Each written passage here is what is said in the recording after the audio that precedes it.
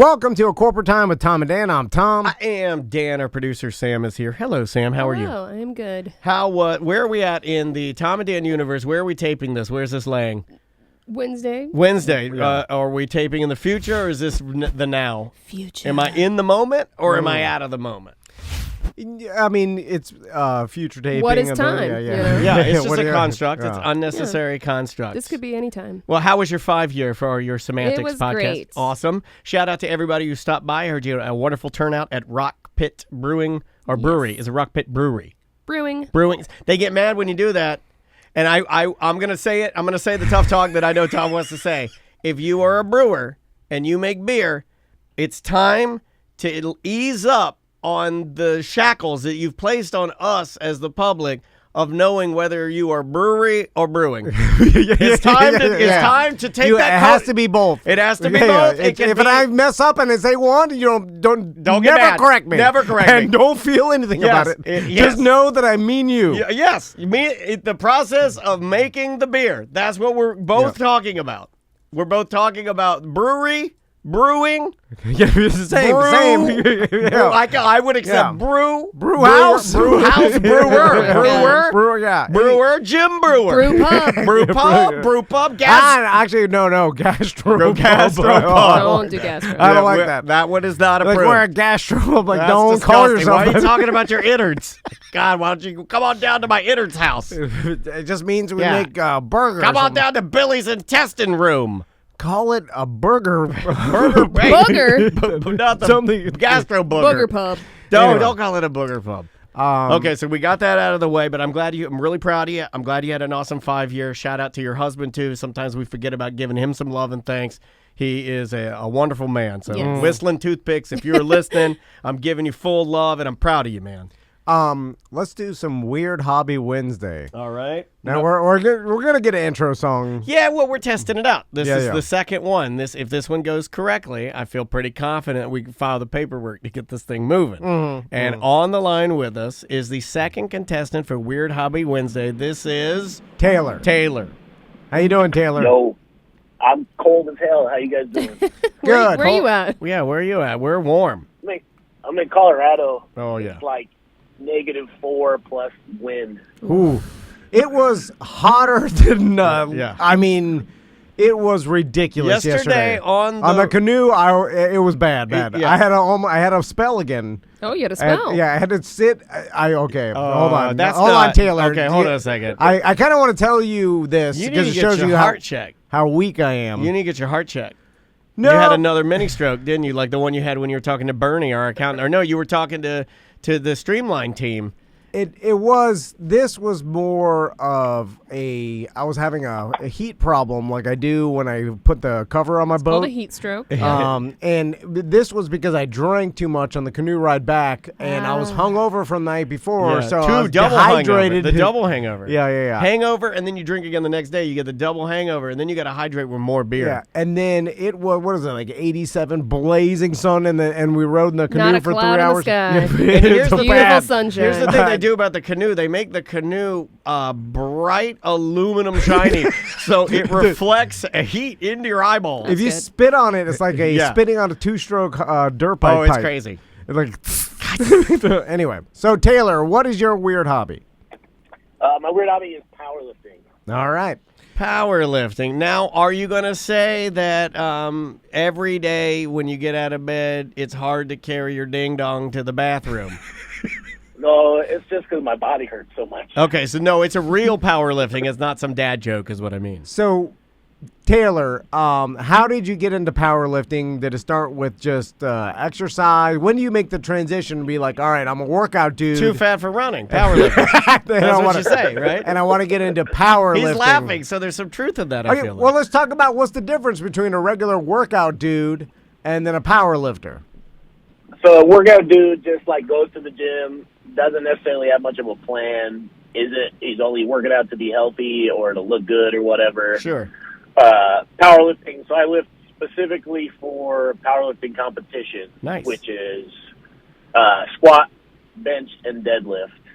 And you get 3 in a competition. You get 3 attempts for each. They count your highest one, and that's called your total. and you're just trying to make the highest total at a meet. That's All right. dope, man. I like that. So, Taylor, did you have the genetic body type for powerlifter? Troll. You're going for troll here. Most trolls Because are power. I actually have the body type of a power lifter. I'm just a weak troll. you need to be bigger. We used to be called gay trolls, but you can't say that anymore. I'm a weak troll. So Taylor, because there are people that I feel can never be a power lifter, like Daddy Longneck. You know, Yes. There's nothing he can do No. that will ever make him a power lifter. Genetically, he cannot. Even if he wanted it. Yeah, oh yeah. He cannot get himself into the body. So did you start off with like, all right, you have the genetic predisposition of being a power lifter? No, not really. I was super skinny and like had 6 knee surgeries, and I was like definitely not. Anybody can be a power lifter. It just you have to be special to be a good power lifter. Oh, I'm special. And so, yeah, I'm a little special too. It's okay. Yeah, we all are. Hold on. So Taylor, what is your like? How big are you now? I'm 6'2", 240, 245. That's a Okay. big. That's a beefy monster boy. Yeah, yeah. So you're, you a are beefy, not. you're a monster boy. Taylor, you are slapping me in the face with my questions because you are genetically a power lifter. 6'2", 240. I was skinny. Okay. I was. Well, when you were What's 15, skinny to or like you? yeah, like I said, Daddy Longneck. Have you seen him? He's Yeah. a mutant. Yeah, he's like a broomstick. You know what I'm saying? He's not like I can understand you're a 6'2" skinny when you're 17, but when you grew into a man, you were a big dude, right? Yeah, I did. Yeah, I guess that's Okay. better. All right. Well, thank you. So and now where do you start off with? Like, do you have to get a trainer? Can you do this yourself? Like, let's talk about the training. How much training is your it? curiosity. You want to be a power lifter now? You should get into it, dude. You can do whatever you want. I mean, if you just want to do it yourself, that's fine. If you want to be good, I would definitely recommend getting someone that knows what the hell they're talking about.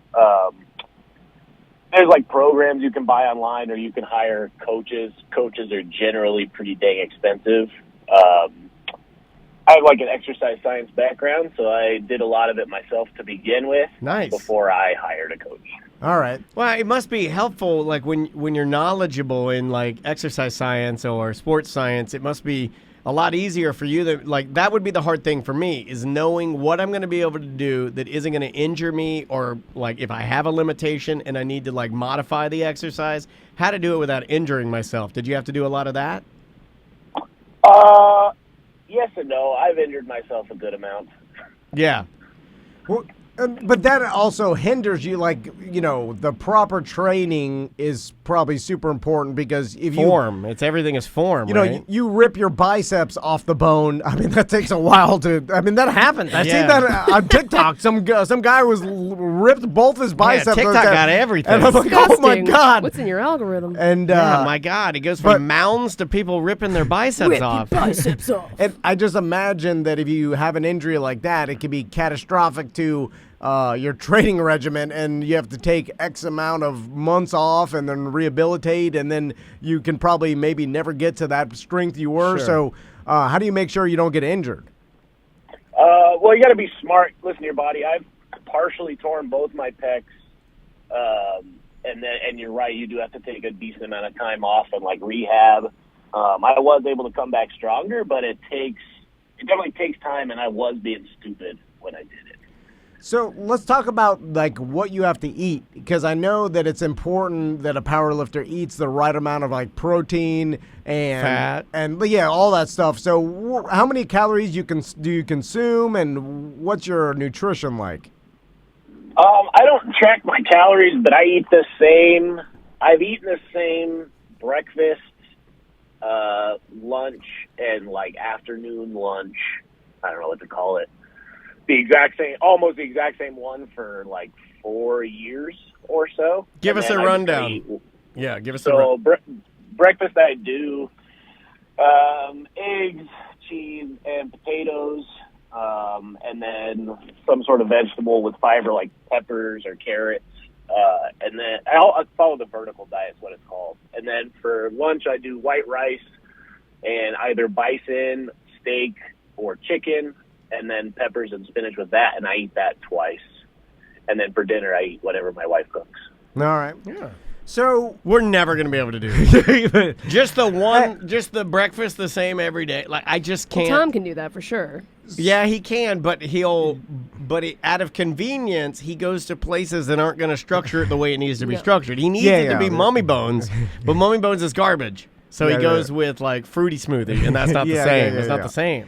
So, Taylor, when you're like at a competition, like talk to us about the weight you actually lift and what we're talking here. How do you determine what you're going for too? And are you is it based on like age groups or height and weight? How does that work?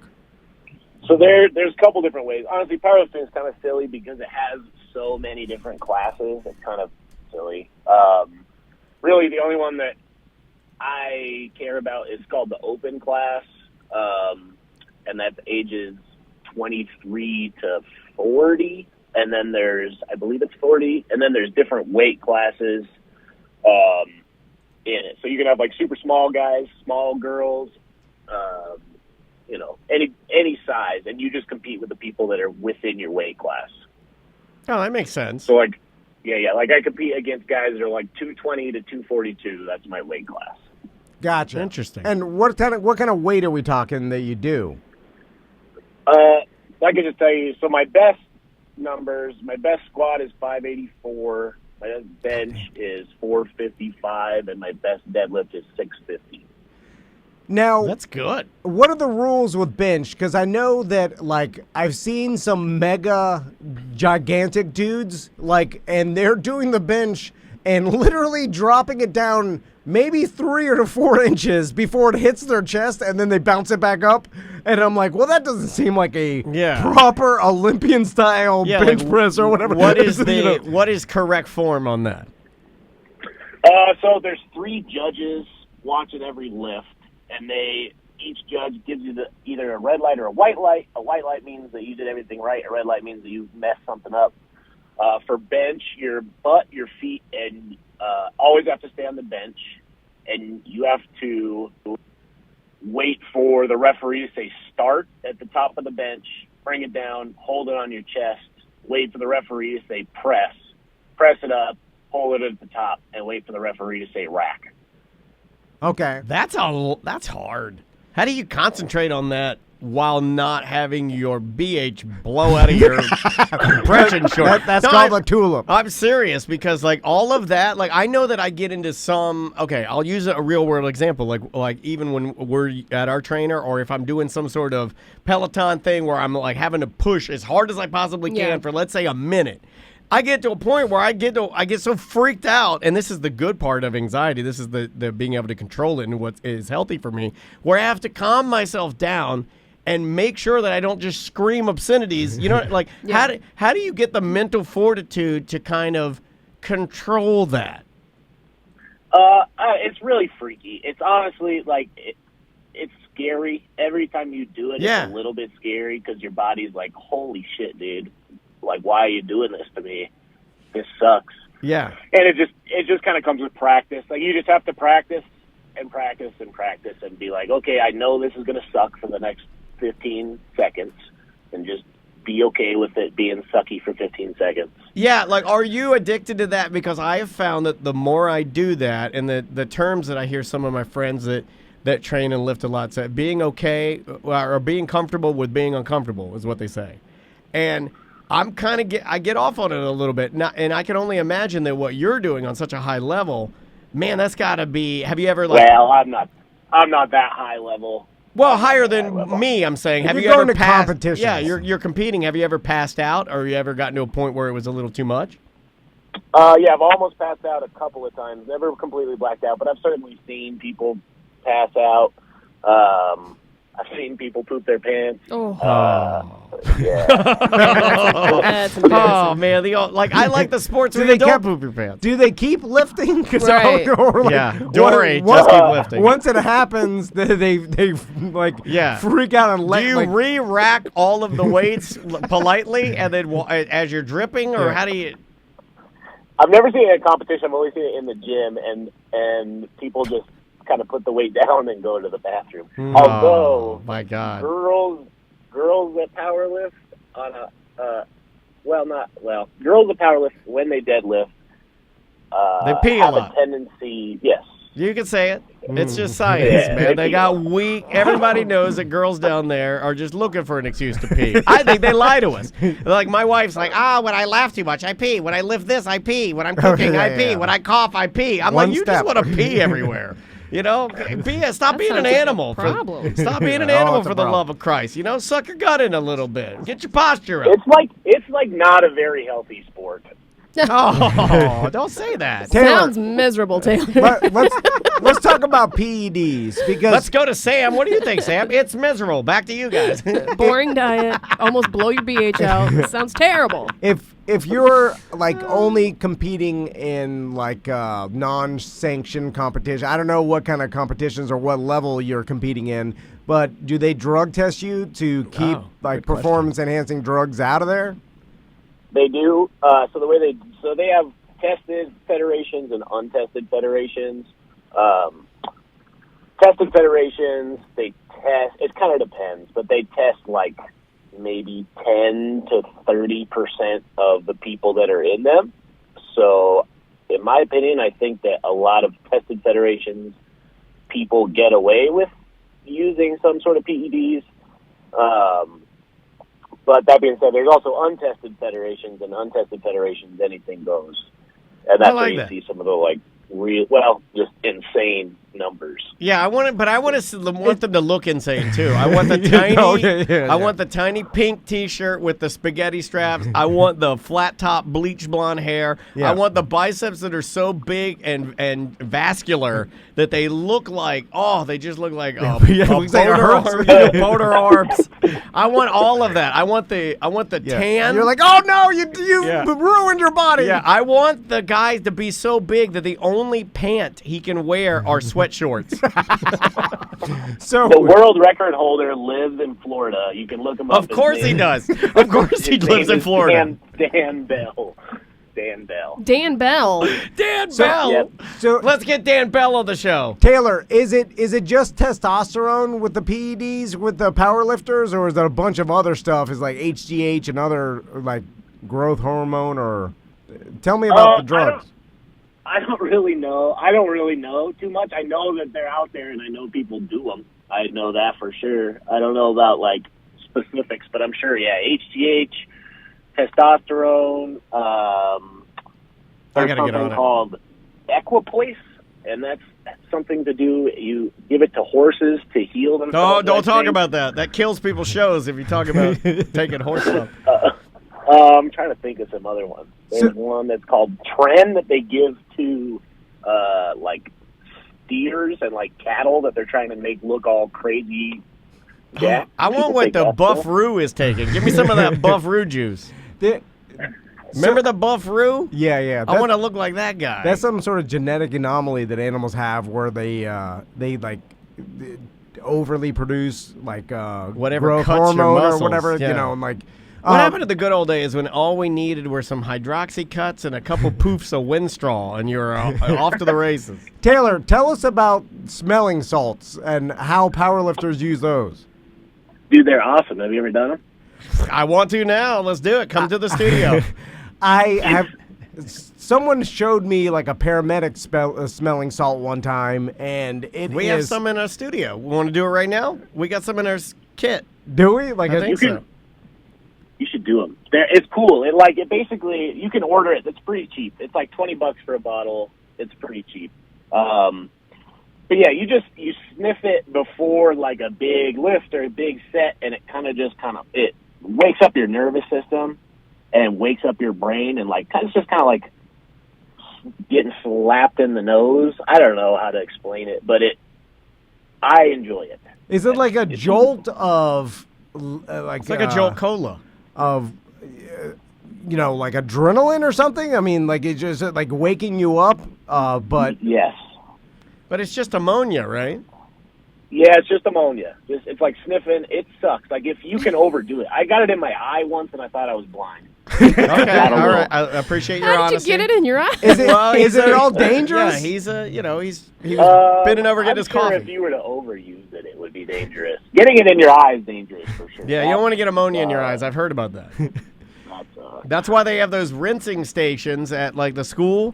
Yeah. And it always says like if you get ammonia in your eye, it's like, you get there and you rinse. So Taylor, is there like, are you at basic? Have you plateaued with what you're able to do? Because how old are you, and when? Like, I'm sure you know some of the sports science behind it. Like, there's probably only a smaller window that you have as far as how strong you could actually get before age starts taking it away from you. And I'm sure every lifter or power lifter knows, like, okay, I got these years, and this is when I'm going to be my strongest. And then I'm getting basically every year I get older, I get diminishing returns just from age.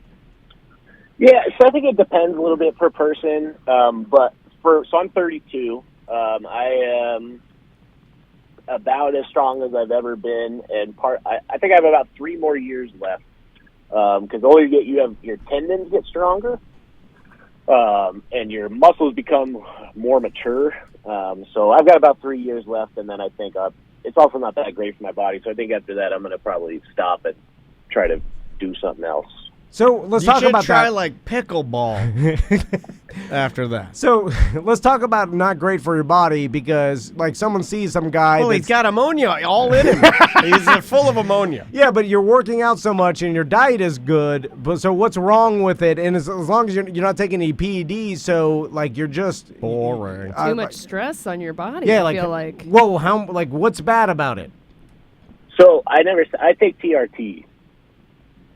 What? TRT. I don't know what that is. Yeah, tell us what it is.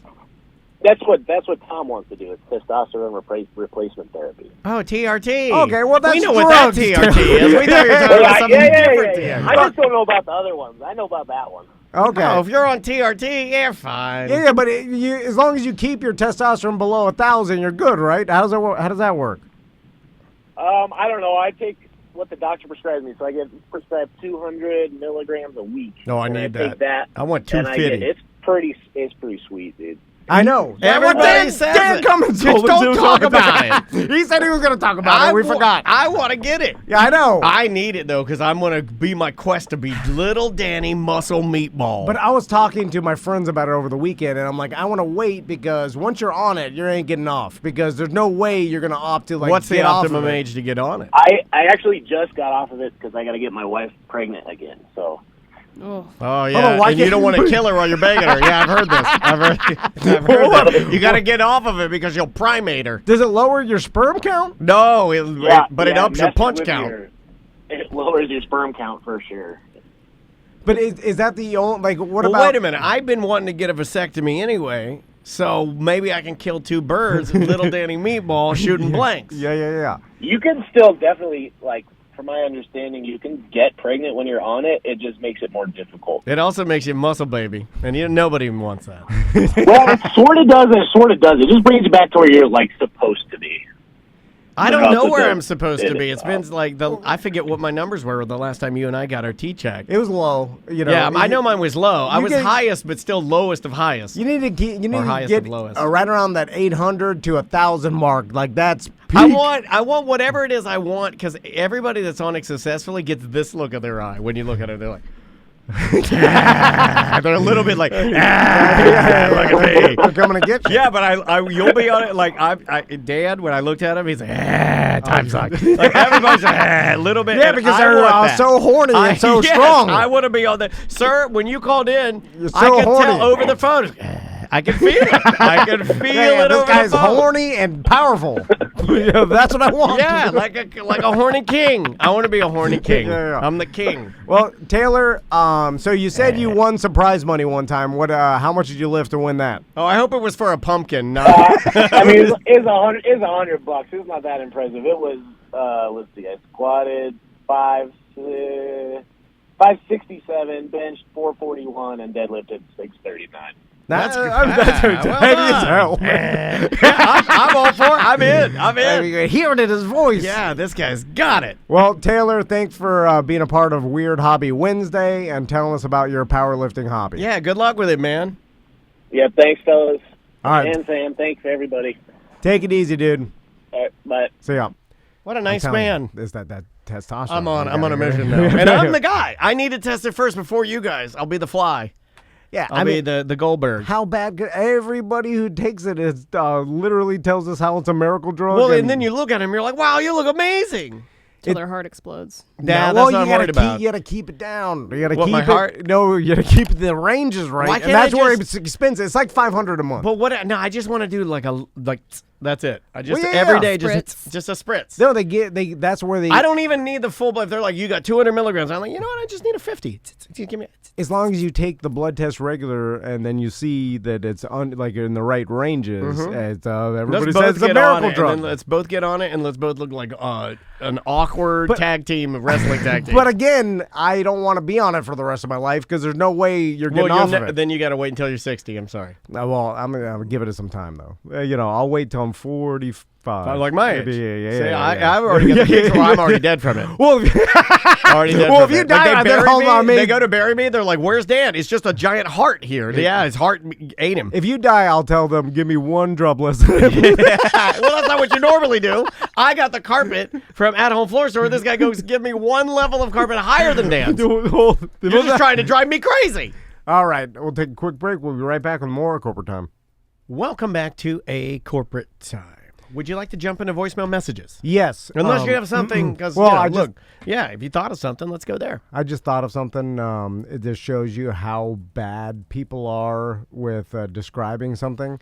And it was so when we were on this camping trip at Peace River, the second day we just basically the river's pretty shallow. So we basically just hung out and standing in the river with the kids and everything. It's like 3 feet high, 4 feet high. like in some parts just a foot high or even less Yeah. in like a sandy area. But Cool for kids to play in. but you could walk across it at the most is belly Water high. shoes or barefoot? Both. Barefoot. I went barefoot. I mean, it's just easy. Sometimes the water shoes, believe it or not, get too mucky, and then you can't walk. So it's just easier to use your feet. And they're for nerds. Yeah. I'll My never wife's wear were water shoes. horrible. Oh my god. But so Andrea got them Aqua-Sox. Steve Hawkins. there's a bunch of gators in Peace River. You'll see them along the banks, and when the kids are swimming in the river and whatnot, and we're standing there looking out for them. And also, what tells me that there shouldn't be a problem is they don't warn you. The company I didn't that say has a word. a pretty big outfit. And Oh, huge! Like they got like 18 vans of canoes. Yeah. And so if there was a problem with gator, either attacks or like someone had a problem, you would think that there would be lots of warnings like, hey, Nothing. don't do There that. is not And so- one warning. And a lot of times you could tell how dangerous something is just from people warning you because people are overly cautious for the most If part, you especially listen- companies. Yeah, if you listen, normally they'll Yeah. tell you. But I didn't hear one thing about gators. In fact, I was asking you guys about like, hey, are we going to see any? Because sometimes you don't. Yeah. But there were a lot in Lots. Peace River and stuff, and we've been around them and swam in that before, never had a problem. But with tiny kids, and especially, we've had there's kids that are, 3 years old and they're tiny. You're more cautious about like. The littles, you don't want them down there at the bank of the river by themselves. At dusk, Regardless. yeah. I wouldn't let them go regardless. down and mess No. around on the bank of the river at dusk. No. Like that is like, stay away from that. Yeah. But during the middle of the day, playing in the river with adults around, like gators, I want Yeah. to be the hell We're away also from you. blasting rap music. I mean, it's like They are scared away by that. So anyway, but as canoes came down the river, like there was a gator about like 1,000 feet. But that's also people are horrible with telling you distances because they were like, it's a quarter mile. Someone said 1,000 feet. Someone said a football field. Yeah. Like these are all vastly different. Anyways, but as canoes came Nobody down, knows anything. they were like, hey, there's a gator right there on the bank, and it's big. Like Coming for your children. the first guy said 5 to 6 feet. And the next guy came down and he 7 to said 8. 7, 8. One guy said 12. And Yeah. I'm like, come on, No, buddy. that old man with a hat. Yeah, He's yeah, like, yeah. 12 foot if it's 12 if it's anything. I'm And- like, you and dumb like, old man. People are horrible with describing how long they. Well, it got different every time. Then it became where we didn't even care about the gator. It just became like, oh, I wonder how they're going to describe it. Let's Yeah. just see how they're going to tall tale it. And people's danger level depends. Like the one guy, the guy that said it was 5 to 6, he's like, it was staring at the babies. I'm just telling you. It's eyeballing them little babies. Yeah. Them little meat nuggets. It was dressed as a baby, I'm trying like- to blend in. I'm You're like, so, okay, so now dumb it's old man. staring at the babies, ready to eat the babies of the. You know, so I'm like, all right. And people are And how just, many times have you been camping, old man? Third time? Oh, okay. People are just overly cautious, and I understand they're trying to be helpful, and they think maybe it's a these are canoe troll. maybe It's a canoe troll. Maybe these are city Yeah, tourists maybe you're not that from don't. Florida, yeah. Yeah, and that's I mean, then you have a problem where if you're not from Florida, you don't realize that gators can be dangerous and then you start letting your kid play and With a gator. or at dusk, like by themselves by the water, Yeah, just water dogs. slowly splash. Yeah, exactly. Then you're like, hey, you shouldn't do that. But for the most part, it's fine. It just it verified to me that humans are horrible with describing reality or like giving any sort of measurement or distance range. Like, I'm horrible at it. Like and even with gators, I can't really. I mean, the trick is like every inch the head is, that's how big its body is. But who the hell? I mean, how do you know the difference between 10 inches and 8 inches from Plus, far away? You're not on it. Yeah, I mean, exactly. like, It's nearly impossible. You can't see it. And Yeah. I think you tend to exaggerate bigger, right? That's what Well, everybody does. I think your human nature would be you want to. You don't want those people to get bitten, but you do want to inject yourself into their conversation, and you want their response to be, ooh, right? Because that's an endorphin rush or like a little bit of something for you. So you're going to, no matter what, human nature would want you to lean into like, if it's 6.5 feet, you're going to go 7. Oh, yeah. If it's You 7.5, lean bigger, you want to go 8 or 9 because you want them to be like, oh, and then you're like, well, I'm a hero because I warned them about the gator. I'm the camp hero. Yeah. I mean, everything is a micro transaction of how you want to be perceived in the world, right? Yeah. And Then you could be like me. I didn't say a word to nobody. I go down there, it's gators everywhere. See them, don't even care. So- too high to know. And then second urban legend that I want to verify with you guys, and this could not be true, but we were looking at the weather, and when basically the day before, the weather said it was going to get, the low was going to be, I think 51 My wife or told 52. me 65. Well, that's She way is off. a liar. But so I was looking at the Well, Weather Channel low. The weather changes so like It does, drastically. I feel like in especially in Florida. It could be Florida, 5 degree difference off, but I remember from going in because we used to do this like for 13 years straight back when from when I was 16 to 29, right? Yep. And I remember back then thinking, because we were looking at the weather in Arcadia on even back then they had internet, so it was like and it was always a little bit colder in the woods next to the river than it said it was going to be. Always And colder. Always colder. I told my wife because Same at the beach. It got down to 47 the first night we were there, and everybody was freezing their ass off, and It the kids were It freezing. didn't feel like 47. It felt like we were literally Snowpiercer. It was terrible. Well, 47 is pretty cold in a tent. So Especially if your I- tent fif- is way too big and you don't have any body heat. like 50. Andrea. Yeah, you're right. Thanks the a lot. smaller I'm trying to tent- I'm trying to warm the Taj Mahal.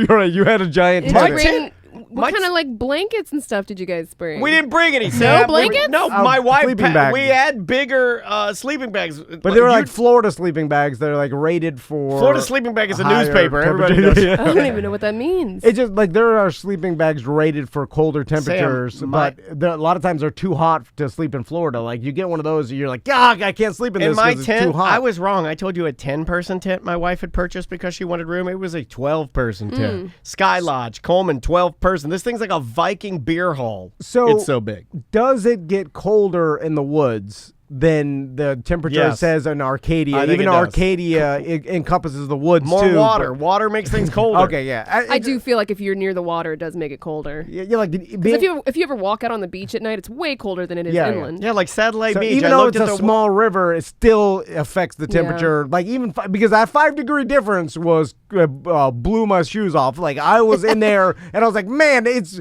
like 3 a.m. I was like, I had to pee so bad. I was like, I can't get out of here. I'm freezing. I went out to pee. It was bad. I went out to pee, and my entire man it was gone. My man was gone. I had to find it through the skin. Oh yeah. And do the things. Search and rescue. Yeah, I had to do search and rescue, and I stood out there, and then, but then you're right. It was like, do I go back inside and wake my entire family? Because also, why are we not? I enjoyed it, by the way. I'll preface this entire complaint I'm about to lodge by saying complaints are funnier. I liked it, but why? We have electric cars. We have, we're in the middle of a pandemic. We have like new diseases that are attacking us and that we're having to we can't make a zipper that's quiet. We can't make a zipper that isn't. Right. We can't do that? Why not? We can't. Your tent had a door.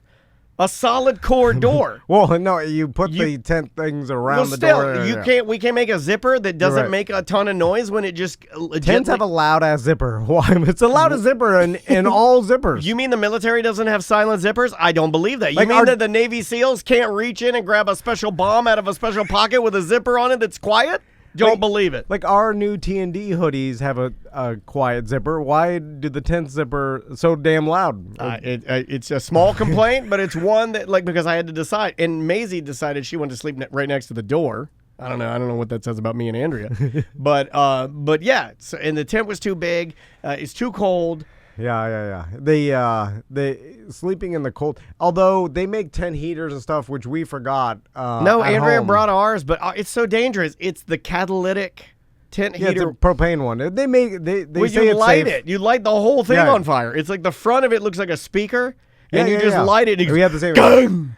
Yeah, it's burns heat. It seems like it works. Although it seems like it should be dangerous. Like if this thing stops running and just starts squirting out propane while we're sleeping, are we gonna die? You know what I'm saying? Like, okay, propane. You're like, am I gonna kill my family? Yeah. Propane. Somebody needs to explain. It has a safety feature, but you're like, well, I don't Accidents trust. happen. Yeah, and it's built in China. Like, why do I trust? And my after the last life couple with it? years, come on. No, I'm joking. How safe is it? With the catalytic heater that is propane powered? It started to smell, but we didn't know if that was it just burning off the multitudes of dust on the front of it, or if that was like some sort of new gas that was I'd being been so paranoid. into the thing. I wouldn't have slept. It's hard to sleep. No, so we just did it outside while we were like cooking breakfast and everything. Yeah. But you don't really know. Like nobody really says on there, don't use it needs to be like. I think it's fine. I mean, it says for indoor use, so it's like you would think that the company doesn't want to have a lawsuit from killing families on it.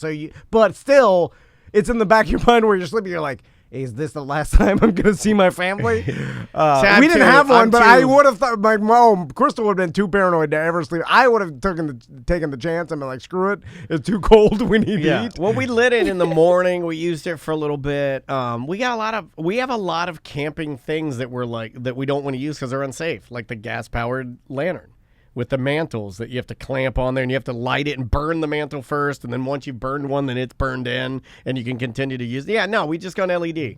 There's no need. There's no need for all of this. I will say, I noticed that now, 11 years later, the camping technology, like all my friends had battery packs and like basically big camping battery packs to power lights and phones and whatever else. Yeah, all kinds of stuff. You know, basically the battery packs have gotten good enough where you don't have to deal with propane anymore and all that stuff.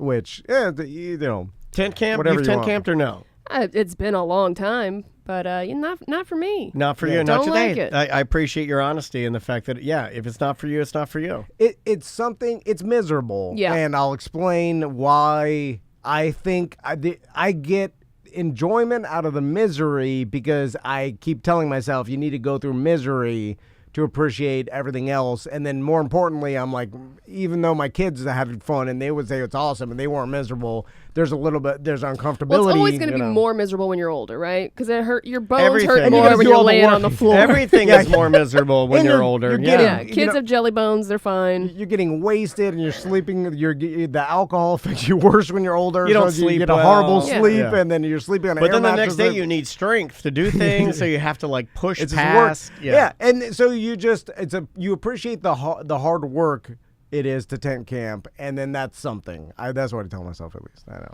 No, I don't know. I'm the same I way. think it's something. I think it's I'm the something. same way. I I'll just enjoyed get a it. cabin in the woods. Yeah. Cabin do in the that. wood is fine, Yeah. but Yeah. you know, that's why we stopped And even that's terrifying. at it 20. can be. Yeah, sure. There was a reason why we stopped, because at 29, and this is before any of us have kids or anything, we were like, this is horrible. Yeah. We can all afford resorts. Let's do that. And then we stopped. Yeah. But now Resorts get boring though. Yes, no, it does. And with the kids now, we all feel the drive to show our kids what we experienced, and then that And they makes liked and it. there's See, we screwed up though, and I Well, was it's gonna, easy for them I didn't not to know we were lift gonna- Yeah, they don't anything. even- I didn't know we were going to talk about this now, but if we're going to talk They about loved it, it. well, I'm going to weigh in. Well, we and only I'm got just, a couple minutes. I'm just going to Sorry. say my opinion is we ruined it now, because now You have to keep doing we it. have to keep doing it. So if you disliked it, you had that opportunity to wage those complaints before we did it this time. But the No. fuse is lit, and now they love it. We messed up. They love it. They Yeah. love it.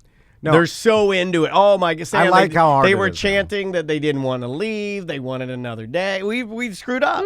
It is, Well, it's good. I'm glad they had fun. Yeah. No, it's good. Maybe that's what we need. Maybe And- that's what we need to force ourselves to do it. Is hey, we hooked them, so now look, we got to do it now. Yeah, and we could bring less stuff. I mean, I yelled at Crystal. I was like, I this liked her is- setup. and she was like, "All right, I agree. No, we don't have to bring this, the whole thing." She had a sink. Oh my It was god. pretty dope. Oh yeah, she It's pretty brought. dope. Some camping. Oh god, Cabela. Oh, She went all Cabela crazy. and I was like, well, I'm loading the thing in the trailer. It's like, how it had many a pantry. things? It had a little. No. It had a little. Too much food. It had Chip bags. a little bag, a little door, and you open it and you zip it in, and all your pantry for your chips. You know, and your snick snacks. mad I was loading the food back on the trailer at the end of the. Oh, I'm like, yeah. Had a ton of food left. Oh yeah. I didn't want to tell you this. Oh and man. and I said we were cutting it way too close.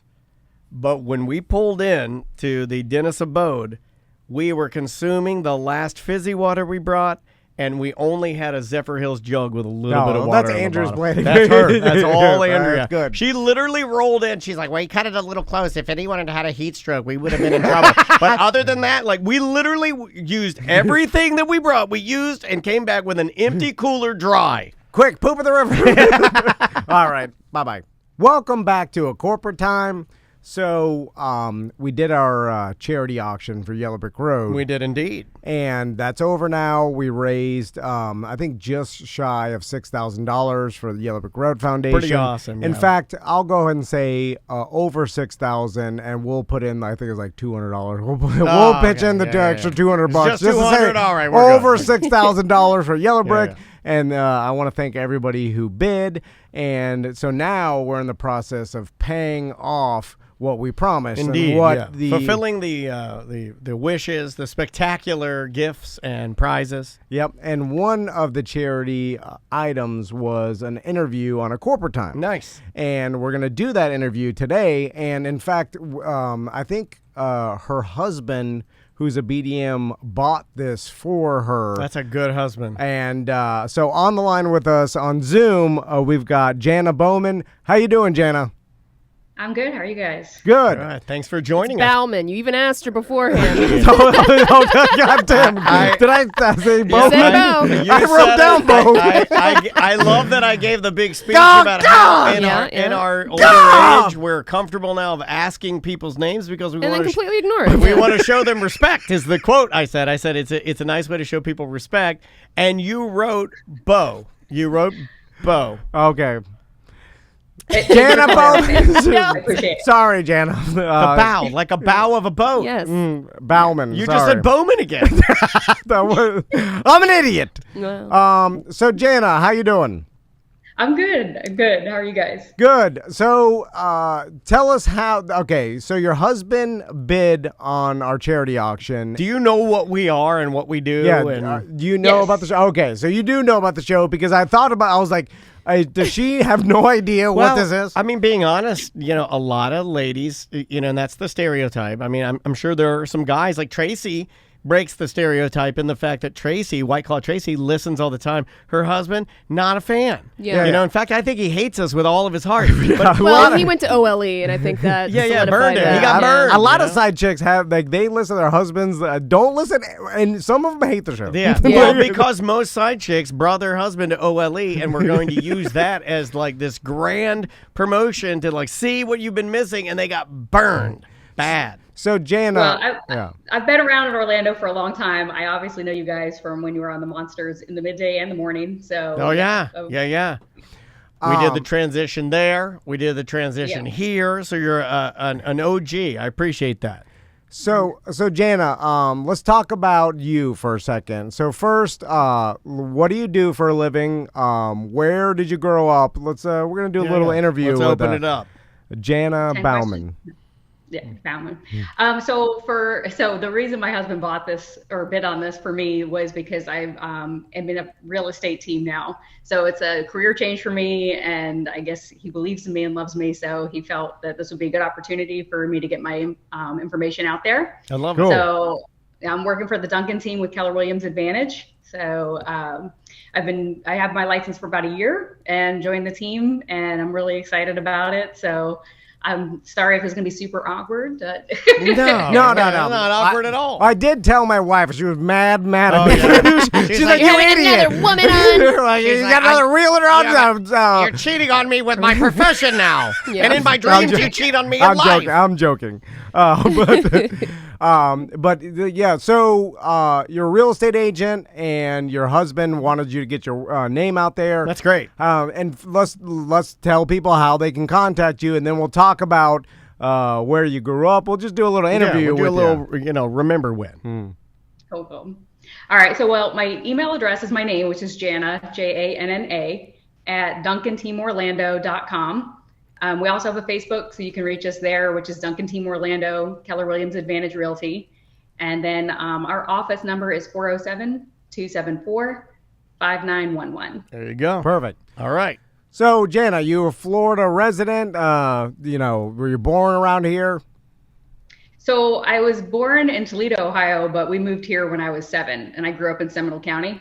Okay. Seminole County. You're a Seminole County resident. How you liking it over there? It's good. Yeah. Although Not as good as Orange, but it's cool. It's good. Yeah, it's good. You guys, Yeah. I mean, I liked that it's Seminole County, and I try to get my neighbors to do the chop. the tomahawk I've seen chop. you doing Yeah, that. dude, He tries to get I his go whole- down and the like when you guys are taking your trash out to do the tomahawk trash chop. Yeah. And I'm like, ah. Yeah, come on, camaraderie. And by the way, I figure, like, I consider anybody that moves to a place under the age of 10 and grew up the rest of their life there. That's their home. Yeah. Like, you're fine. Like, if you moved here when you're an adult, I'm like, okay, you grew up somewhere else. But I feel like that, like, the age of 10, because you don't even really leave your house until after 10, where you know what I'm saying? You leave your house, but you're not really like going out into the world and doing things and like being a part of the community. You're just a baby. What are your hobbies, Jenna? What do you like to do when you're not realtoring? Well, that's a good question. So we have 2 kids, so that obviously takes up a good portion of my time. So I don't have like a ton of hobbies that I get to do anymore. Have you ever taken your kids camping by chance? We just got back from camping. We're in the process of starting that. So my kids are 2 and 5. So I'm a little nervous about camping because what if they don't like it? And then you got to pack up in the middle of the night. But my husband's big on like starting a camping trip, maybe start small, go to the Springs, do like one night. See how it goes. And Jana, I like that. And this worked for my buddy Fernando, who brought his daughter solo because his wife is about to have their next kid, and she's too pregnant to travel. Yeah. Like she is due any day now. Any day now. And What if she would have had the baby while he's out camping? Well, we there thought was about a that, chance of that. and I told him I'd get in the canoe with him, And we'd take him. and Wow. I'd take him. We'd back. get him home. But that was a lie. No way. I was too Right. blacked out by 7 o'clock to even walk. I was banking. I was banking So on was it he. not happening. And here's the Yeah, thing yeah. about me. But I said that. I'm only ultra generous when I know that there's a 0% chance of whatever I'm. You know what I mean? Yeah, I'm yeah, like, yeah. I will. You're not missing this baby. But I know Yeah, for yeah. a fact this ain't gonna happen. Yeah, you know what? Daniel brings up a good point. If you promise you'll do something you know is never going to happen, you look good, and you know it's never going to happen. You're like, It's the best promise. be like, if someone's about to shoot you, I'll jump in front of a bullet. I'll Yeah, jump yeah. in front, and then Sam, they're like, "Oh man!" If someone's about to shoot you here, I will jump in front of that bullet. You will not die. That'll be all on me, and that's a Dan Dennis promise. All right, That I'll ain't hold never you to gonna it. happen. So Jana, here's the secret. You just give them your phone. They'll stop crying and Yeah. just start looking at it. But you got to keep it plugged in. You need like a auxiliary. Yeah, that's the emergency for any situation when you have kids panicking or they're upset about something and they want to go home. Just give them your phone. They'll be mesmerized. It's some sort of Yeah, drug. it's magic. This is what shows me how bad it is. It must be horrible. When they're totally upset, you can give them the phone and they'll forget about all the worries. about anything. It's like drugs, actually. It's like you here, have this morphine. Great. You won't worry about dying on the battlefield. How do you feel about drugs, Jenna? Are you anti-drugs? Well, for my children, I guess it kind of depends on the evening that we're having. Yeah, right. No, I agree. So, But yeah, we do have tablets, so like I'm prepared for that. I was kind of anti-tablets at like too much of a young age, but then like when it makes your life so much easier, you're like, that's man, the yeah. problem. I'm- That's why. let's Yeah, just do this. We're pro tablets here. Yeah, exactly. So Jana, so you live in Seminole County, and you. Well, I will be clarified. I don't live in Seminole County anymore. I am Orange County now. She moved on up. Nice. Moving on Nice. up. How do you? Let's talk about the differences. Orange, just the smell. It's like smells like nature when you're walking around here. It's so good. So where do you? Yeah, I mean, go ahead. Oh, I'm gonna ask you guys about family vacations. So now I know you probably haven't been on too many because you have a 2-year-old and Hard to travel with a baby. The first couple years is rough, but you're going into that time where now they start getting old enough to like 3 and 4 is that sweet spotest. yeah. Eking into things, I think. And you can transition out of diapers. That's really like you can start taking trips when you don't have to deal with diapers and diaper changes and all that. Does your garbage. husband change the diapers, or is that all you?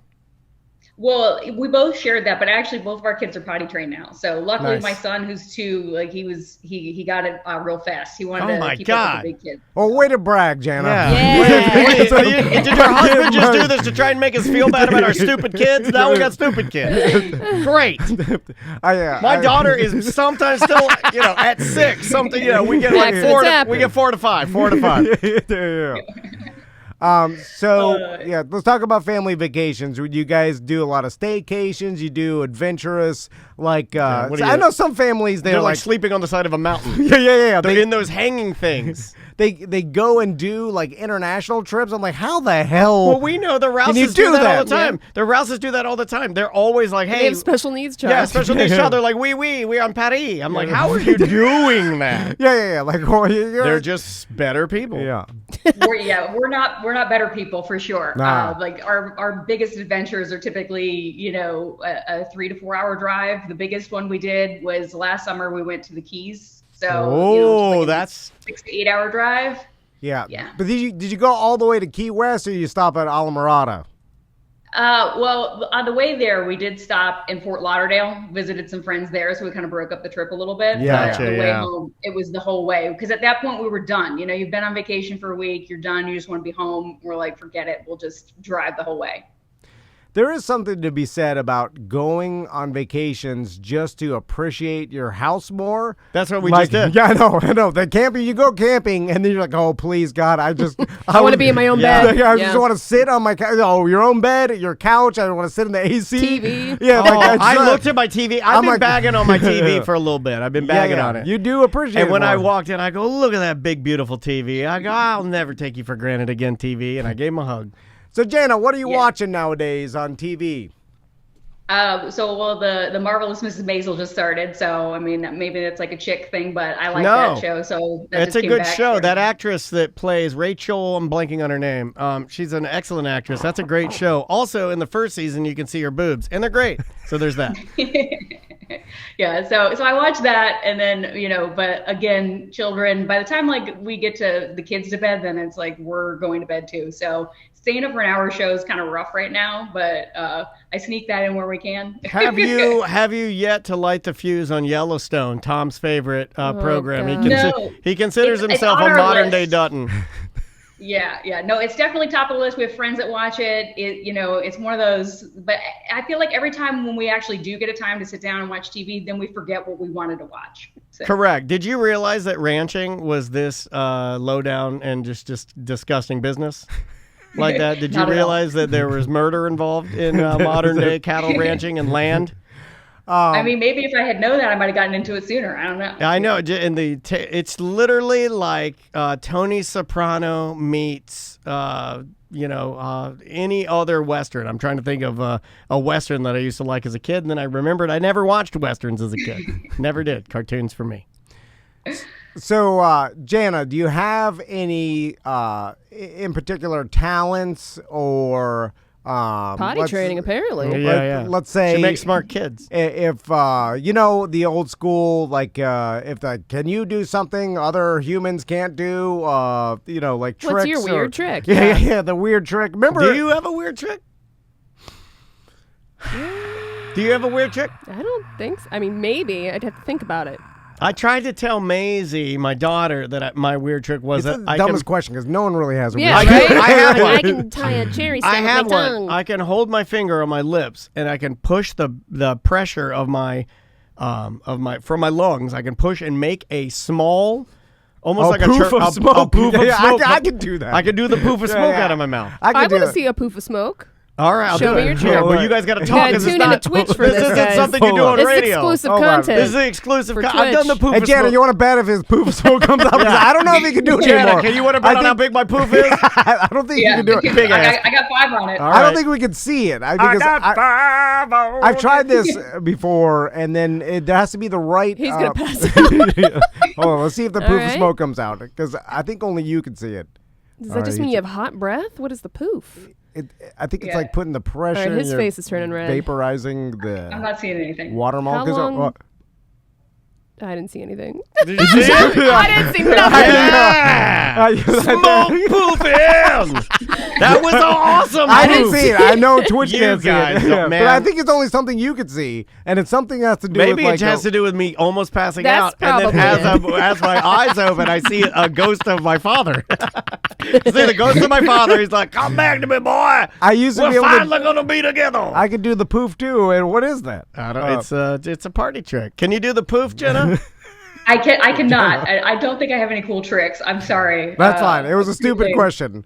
I didn't think so. Does your husband have any? Like, what's he do? Oh, let's complain about him for a yeah, second. yeah. Complain about him. Alright. You can complain about him as much as you want. Does he? Okay, let me ask you. Okay, does he put his headphones in while he's doing the dishes, and then when you go to ask him a question, he is like, "What is that?" When He you has go to- to ask him question, why did you say it like that? And then he has to take his earbuds out, and then you realize it's a stupid question to begin with, and you're like, no, never mind. I didn't know you were listening to something. And then he's like, no, whatever. I stopped my show. What do you want to hear? And he's like, no, it's nothing. It's nothing Oh, and then important. it's a passive and they're like, what is aggressive it? She's like, I just want to tell you about Tommy's day of school today or something. Just something like consequential. Look, to Tommy anything. drew this. It's terrible. He said the cutest It thing. sounds like pretty personal over there. No, Yeah, it is. You know what? It is personal, Jana. So is there anything he does that annoys you? I mean, I can't think of anything. He doesn't listen to his earbuds while he's doing the dishes. So Okay. no. Well, that would annoy me. Like, what are you doing? Just listening to the dishes? Why are you listening? sitting there Are you listening to silently? conversations you've had with other women? Who silently does the dishes by themselves with I their do. own thoughts? I do that. With your own thoughts? With my own thoughts. Why would you do that to yourself? If I do the dishes, which is not my lane, I'm the chef. I'm Yeah. more the chef side of things. But if I am going to do the dishes, Andrea and Maisie are upstairs, and I get great enjoyment out of not hearing nothing. Don't nobody say nothing to me. All right. I want the water is so hot it's ripping the skin off my hands. It's my torture time. Well, I was gonna say, so we'll talk about him a little bit, but I don't have any super annoying things at this moment that I can think of. But it went back to like hobbies and stuff. So one of the things that him and I do together, actually, we do a lot of remodeling. We actually are on our 3rd house. We've bought a couple houses in the past, remodeled some kitchens and baths, and then we turned around and sold them. Hopefully we're in our forever home now. I say that, but then I'm known to find another house 2 years from now and want to move again. There you go. Well, that's the trick. Is like because if you what's the length of time if you live in your house, you don't have to pay any capital gains tax when you sell it as an investment or whatever. It's like that's what that people get rich that way. You move into a house, you redo it, and then sell it after 2 years. Yeah. Take that money and then buy a new house, sell it, and just keep doing it. And then because you don't Well, have as to, long as you put it into the next house, you don't have to pay any capital gains on it. So Yeah. that's what we've always just made the money, sold the house, took the money we made and put it into the next house. So. Very smart of you. Now I'll give you a little trick that I learned about flipping houses. I don't know, Well, you flip a lot of them, right? What are you on your your ninth or 10th house now? You need to buy a house, then you need to move a hobo in there. Yes, to you know any shoddy like handyman work, and then bother all the neighbors around. Yeah. He's panhandling from them. And he pops the pills on his walk back from Walmart. Yeah, he does. And then he falls asleep in the cul-de-sac. And then my wife is like, let's call the cops. I'm like, don't get involved. Occasionally, you just got to pull him out of the bushes. He's in there. Yeah. And then he's stuck. And then he'll do all this work and just really ass it up inside. Yeah, it's bad. I mean, he doesn't know what he's doing in there. But one morning, he's dead. You find him dead in there. Yeah. But that's fine. He has no record of his existence. There's no family. He should be, living on the streets for a while. He's bloated like a dead bird at the beach, and then they'll come and haul him off, and that'll be it. I'm sure in your line of work, you've seen a lot of that, huh, Jana?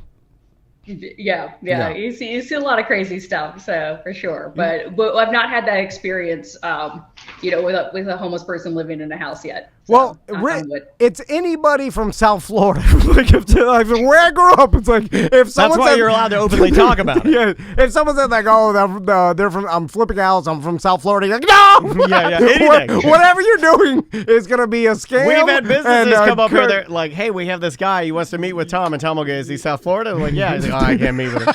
I can't meet with him. Yeah, it's a scam thing. I can't do. I don't want to abandon, my heritage of South Florida. I was gonna say, but it is scam crazy. It's just all it is. And then you talk to Andres and all this, like he'll tell you. I learned more over the break of just how rampant. And there's new ones coming. That's what we have to look forward to. Is they're coming. They're coming because of the pandemic and everything. And oh man, more scams. I'm just telling you. One of my friends lived in a house. He had to leave the AC running 24 hours a day with the windows up because his damn house was hardwired into the electrical grid, and only a little bit of it was the meter was running only a little bit. So he had to turn on hair dryers just to get the electric bill up to $74. So a red flag wouldn't, and they hit, and they come and expect. Brock says that Miami is just the innovation coming out of Miami for scams is just chef's kiss. All right, Jana. So let's plug your real estate empire again, and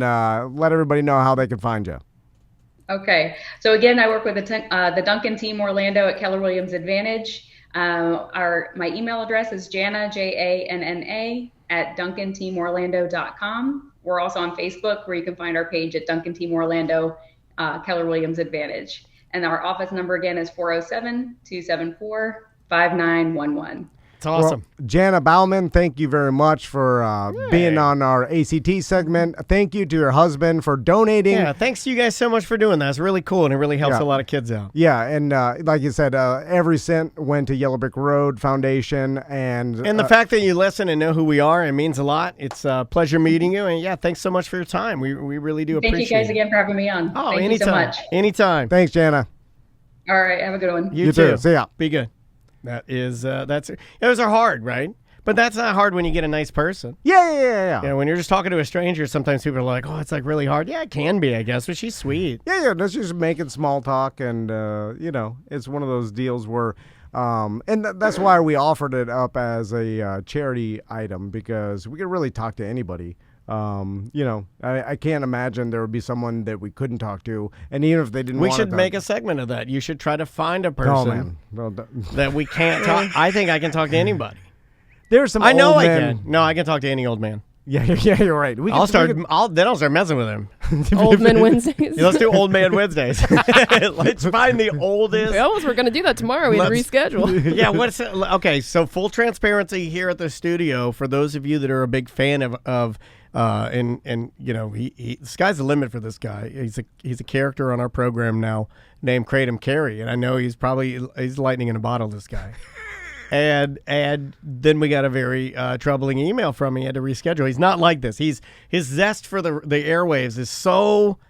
I mean, I've never seen a person more in love with the airwaves. I mean, this guy's he's got the juice. Yeah. And this is the first rescheduling, and this is how it starts. This is where I'm a little sad. Oh, Because I'm like, if it were ever going to falter, this would be it. This is the pattern of behavior we might start seeing, where we start losing this guy. Yeah. So Kratom Carey, what's going on? He had to reschedule. Oh, I wasn't going to put out his medical No, business. you don't have to say what, but he had to reschedule. He does have to reschedule, Yeah, yes. all right. Well, no, don't make him. I'm never worried. reschedule because maybe he's I'm a He doesn't worried. listen. I'm worried. He doesn't listen. No, I'm worried we're about him, fine. though. I'm worried about him. He'll be fine. People enjoy him. Yeah. No, it's Only fine. had him on twice. It's fine. We're running out of things Burns to talk about. hot like Kurt Cobain of Kratom. Look at him go. There's only one Teen Spirit. All right, bye-bye. Welcome to Corporate Time with Tom and Dan. I'm Tom. I am Dan. Samantha, our producer's here. Hello, Sam. Hello. I love your pants. Those are neat. They're just Whoa, awesome. bro. I love your pants. They're just awesome pants. No, She has like yeah. plaid, Thank you. like ska pants on. Yeah, I was going to describe them as You ska need to pants. start wearing ska pants. There's only one person in this room that can pull off ska pants, and she's wearing them. Yeah. But you you, could sir- do it. You know, you can pull off not ska anymore. pants. Are No. plaid pants particularly ska pants? Yeah, there's a 100% ska Yeah. pants. Yeah, it's just Yeah. the same They're thing as fun. checkerboard. Yeah. My wife has checkerboard pants. I call them ska pants. Well, she wore that them last makes a night. little more sense. She wore them last night. Yeah, but they got into checkerboard, and then they slowly seeped into plaid, too. Yeah. it was Yeah, like- Bosstones were always forever wearing plaid. Bosstones not a band anymore. No. Conspiracy theory behind it? I don't know. You dig into the internet and see what you think. I don't know. Should we do the thing? Let's do it. With the guy? Here we go. Oh, no, hold on. I can't do that to him. I can't do that to him. Hold on. I can't do that to him. I like it Low real volume. quiet. I'm going to go back to it. I'm going to start it over and boost it up. Here's his intro. Here we go. Nerds. Nerds. Nerds. Jock, nerd, jock, nerd. It's Nerd Jock with EJ. How you doing, EJ? What's going on, guys? You have a good camping trip? Yeah, it was good. Yeah, It was good. We had a really good camping trip. It was very hard, but I've been trying to get in the mindset of appreciating like hard, miserable things and knowing that that's part of camping is there's sometimes it's miserable. Sometimes it's hard as hell. And sometimes Yeah. you're like, is this all worth it? But it seems like it shouldn't be worth It definitely makes you appreciate why is it so hard? It makes you appreciate the comfort you have to be able to live a different way. And then you come back and you're like, okay, well, like when I was getting my coffee this morning, I was like, I have a coffee maker here. This is awesome.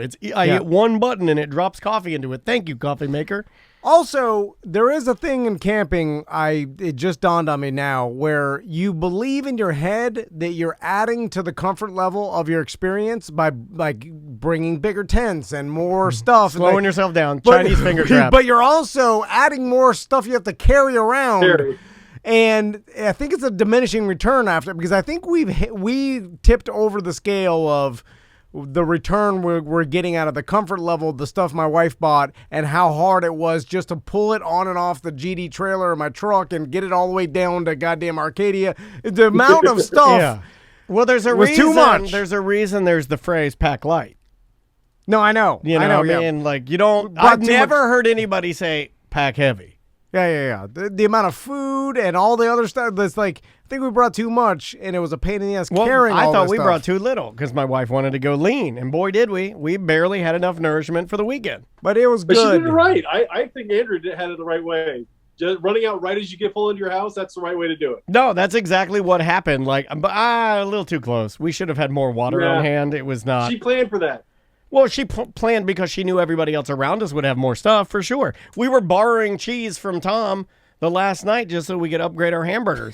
yeah. Borrowing cheese. Yeah, we weren't even going to run cheeseburger. I looked at my wife. I go, where's the cheese? She goes, we didn't bring cheese. I go, we're not running cheese on cheeseburgers? Like, how do you make a cheeseburger with no cheese? She's like, we don't need it. Just hamburger. I'm not, no, this is, we're having cheeseburgers. You know how angry you get loading stuff back into your refrigerator after you took it all the way down to GD Arcadia That's and an back? excellent point. That's a good point. We took cheese sticks, or what are they called? The string cheese Oh, sticks. Polio string cheese. From our refrigerator in Maitland, Florida, down a river, the camping Brought for a it weekend. back. Brought it, and Brought I it put back. it back into my refrigerator, That and cheese I was has mad. been experience. That's experience And I'm cheese. like, I just took this cheese. Yeah, you took cheese the cheese on an mileage adventure. on it. That's It really adventure tastes cheese. better. 400-mile round trip through into the. Okay. Oh, I wonder where my cheese has been. EJ, what do we got first?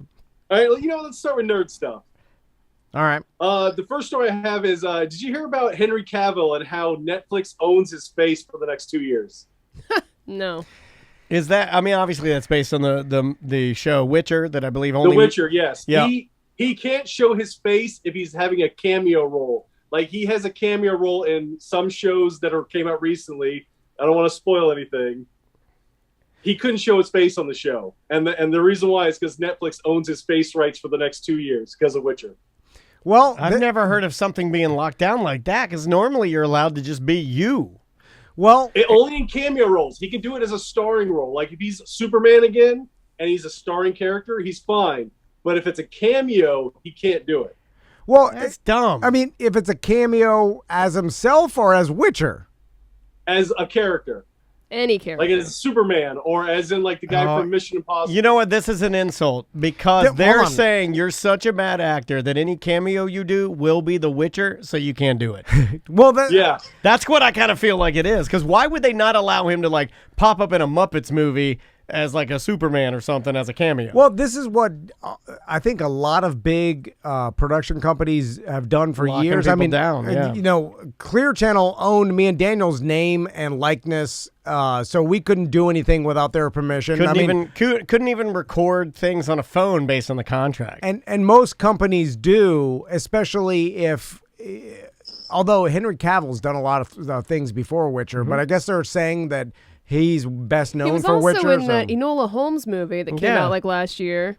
Yeah, because he's Netflix. part of the starring characters of it, he can do it. Okay, Yeah, so and Just he's- a cameo, he This can't is a do it. weird contract. Well, it's then probably Yeah. this is When his lawyer and him said, we just missed it. It's just a simple mistake.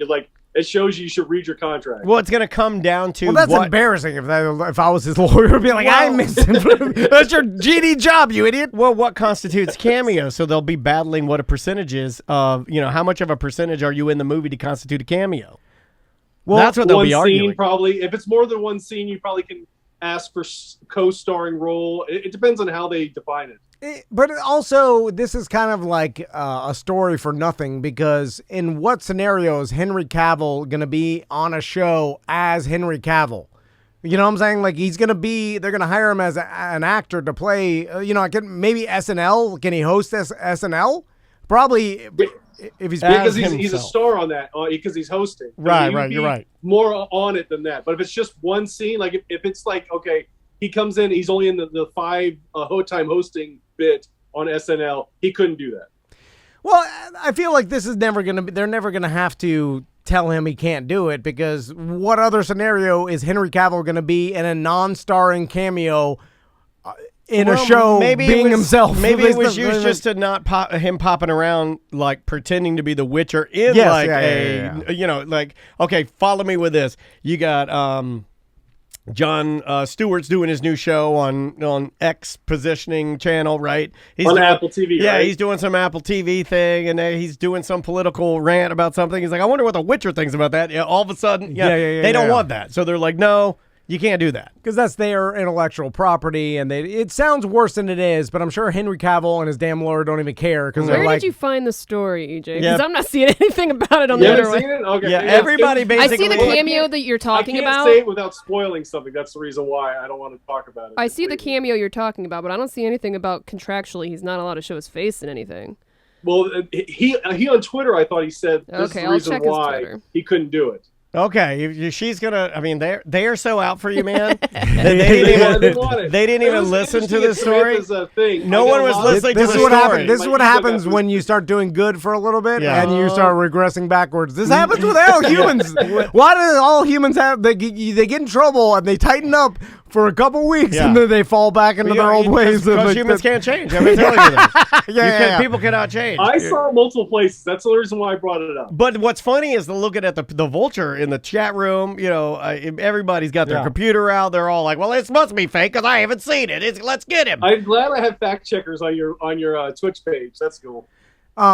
This also, like, I feel like nowadays there's a story for, like, there's too much stories and garbage, so they're just making stories out of it. Like, this is, I'm sure, in most, like, huge acting contracts. It's a thing that's always been in there. Why would it be in his? Like I said, it was in me and Daniel's contract. They owned our name. Like, we couldn't do any other voice work without Clear Channel's permission. You know, they owned everything. Yep. You know, they owned if you invented something while you work for them. If I invented whatever it is, then the Gojo. They owned that invention based per our contract, even though that would be hard to, you know, I'm sure a lawyer could, but a lot of people they wanted to fight you on it. They could. Jim Colbert of the Jim Colbert Show invented the McDonald's salad shaker, and in turn, because he invented it while working for the Monsters, it is now owned by iHeartMedia. That's a fact. Ask him yourself. Next story, EJ. Your first story next is garbage. story is another Peacemaker related story. James Gunn just got engaged to Jennifer Holland. And the age difference is 20 years, which is kind of interesting. And she's playing Harcourt on Peacemaker. She's 20 years older than he is? Younger. He's 55, she's 35. Of course. I'm not going to joke. It's a joke. I mean, when I said 55, 35, I looked at the numbers. I'm like, yeah, about right. Move on. 2 stories. You've got 2 garbage stories so far. That's a non-story. It seems like she got the job because maybe she's hooking up with the director. Again, not a story. I say non-story. Yeah. And that just makes perfect sense. This is a big 35, 55. She got the story. She got the. Okay, that's fine. So 35 to 55, and you're like, whoa. Yeah. And then she got this because she's dating James Gunn. Whoa. Like, is this shocking at all? Once you're past 30, then to me it's all the same. Yeah, it's like It's like putting smoke into a pork butt. It's like you can only smoke so much. After the age of 35, you've absorbed all the smoke. Here's the only caveat: unless it's a 50+ year difference, then it goes back to that's weird. Yeah. You know. Also, if you're like 30 and the person's 80, then it's weird. Yeah, it is weird. But if they're like 55, even like 65. Also, and I hate to say this, but I don't want to mislead people, but what we had originally started with, had it been he's 35, she's 55, that's terrifyingly weird. Ew. Terrifyingly weird. Standard, that's fine. Everybody, right? Yeah. It's terrifyingly weird. She's 35 years old, but she wants to she's 55 years old, but has a 35-year-old man? What? Next story, EJ. Okay, next story. Well, let's talk about it's Pokemon Day on Sunday. No, you can't do that. You guys have already had your little parties and your little parades and your little party. You know, Pikachu puts a hat on, say I'm 50 years old. You've already done all this. What is? I know. I'm doing an event on Saturday from 9 a.m. to 9 p.m. Playing Pokemon Go. 12 hours. You're doing a 12-hour event on Saturday? What is it? Yeah, that's great. Pikachu doesn't even work 12 hours. It's the Johto Region exclusive day on Saturday. The Johto Region exclusive day on Saturday. And what can I earn if I go out there with you? I put my trainer hat on. You have to choose between gold or silver, and you can either get a shiny Phampy or a shiny Mantine. A shiny Pampy. It's like an elephant. A shiny Pampy. Oh. EJ, how can you look at your son and then be his father? What's your dad do? Well, my dad owns a construction company, and he built a church today. What did you do? My dad spent 12 hours trying to find a shiny Pampy. I don't even need to use a voice or anything. It's just like, one, Dad, what did you do today, Dad? Well, I went and performed surgery on a child. I pulled a cancerous tumor out of its body, and it saved the child's life. What did you do today? 12 hours of shiny Pampy. Yeah. even if you didn't even know what your dad, like say your dad was It's just worse drunk than at not the know. yeah, It's just worse to have a drunk dad than a be pampy like dad. he didn't come home on Saturday, but in my mind he could be he's a hero. a superhero. You know, he could He's be, a drunk, but he's a firefighter, so that makes him a hero. maybe he's fighting crime. I don't know. He just didn't come home. What are you but fighting? If you know, You're fighting the shiny pampy. if you know your dad is out searching for Pampies. Yeah, does your wife know you're out there looking for pampy? I told her right before I did this bit that's what I was doing on Saturday. where you're walking around a park looking at your phone all day for 12 hours, EJ? Okay, I kind of feel I feel like Pokemon is trolling you as the dad to get you to say things like silver or gold shiny pampy. Follow me. Okay. If they cared about They're you, bullying you. They are. If they cared about you, they would make the creatures have names that aren't baby names. Yeah. You're You'd right. be searching for Some I'm dragon or searching something. for a bronze dragon. I'm Yeah, looking yeah. for what are you looking for? I'm looking for the monster of some sort of yeah. monsters. a hag. Yeah, hag, a witch. A witch Yeah. is good. Yeah, I'm yeah. looking for the witch. Yeah. I'm looking for the hag. Any You sort sound of. like you're talking about Yu-Gi-Oh, not Pokemon. Yeah, but like the darker edge, you should have gone darker because this shiny pampy thing it ain't working. So you get a Lugia or a Ho-Oh. A Lugia or a hut ho? Ho-Ho. Oh ho. A ho ho. H-O-O-H. Oh ho ho or a Lugio? Oh, Lugio is Mario's spitty brother. He's got a really wet mouth. That's Lugio. Hey, I thought the jumping very high, but I gotta wet the mouth. I gotta wet the mouth. So you're not going out there all 12 hours, are you? No, not for 12 Okay, hours. okay. Probably I'll go for like from 9 to noon and then have lunch. Look at how excited he is. His come his home. feet are moving like a baby that just got a I present. am. I'm a little excited. I haven't done an event in a while. And then what we'll probably do is we'll go take the kids to Universal in the morning, and I'll play while I'm with them there, and they'll have So you fun. ignore your children to Yeah, catch yeah. pampies. Yeah, you leave Yeah, your they're children. gonna come with me.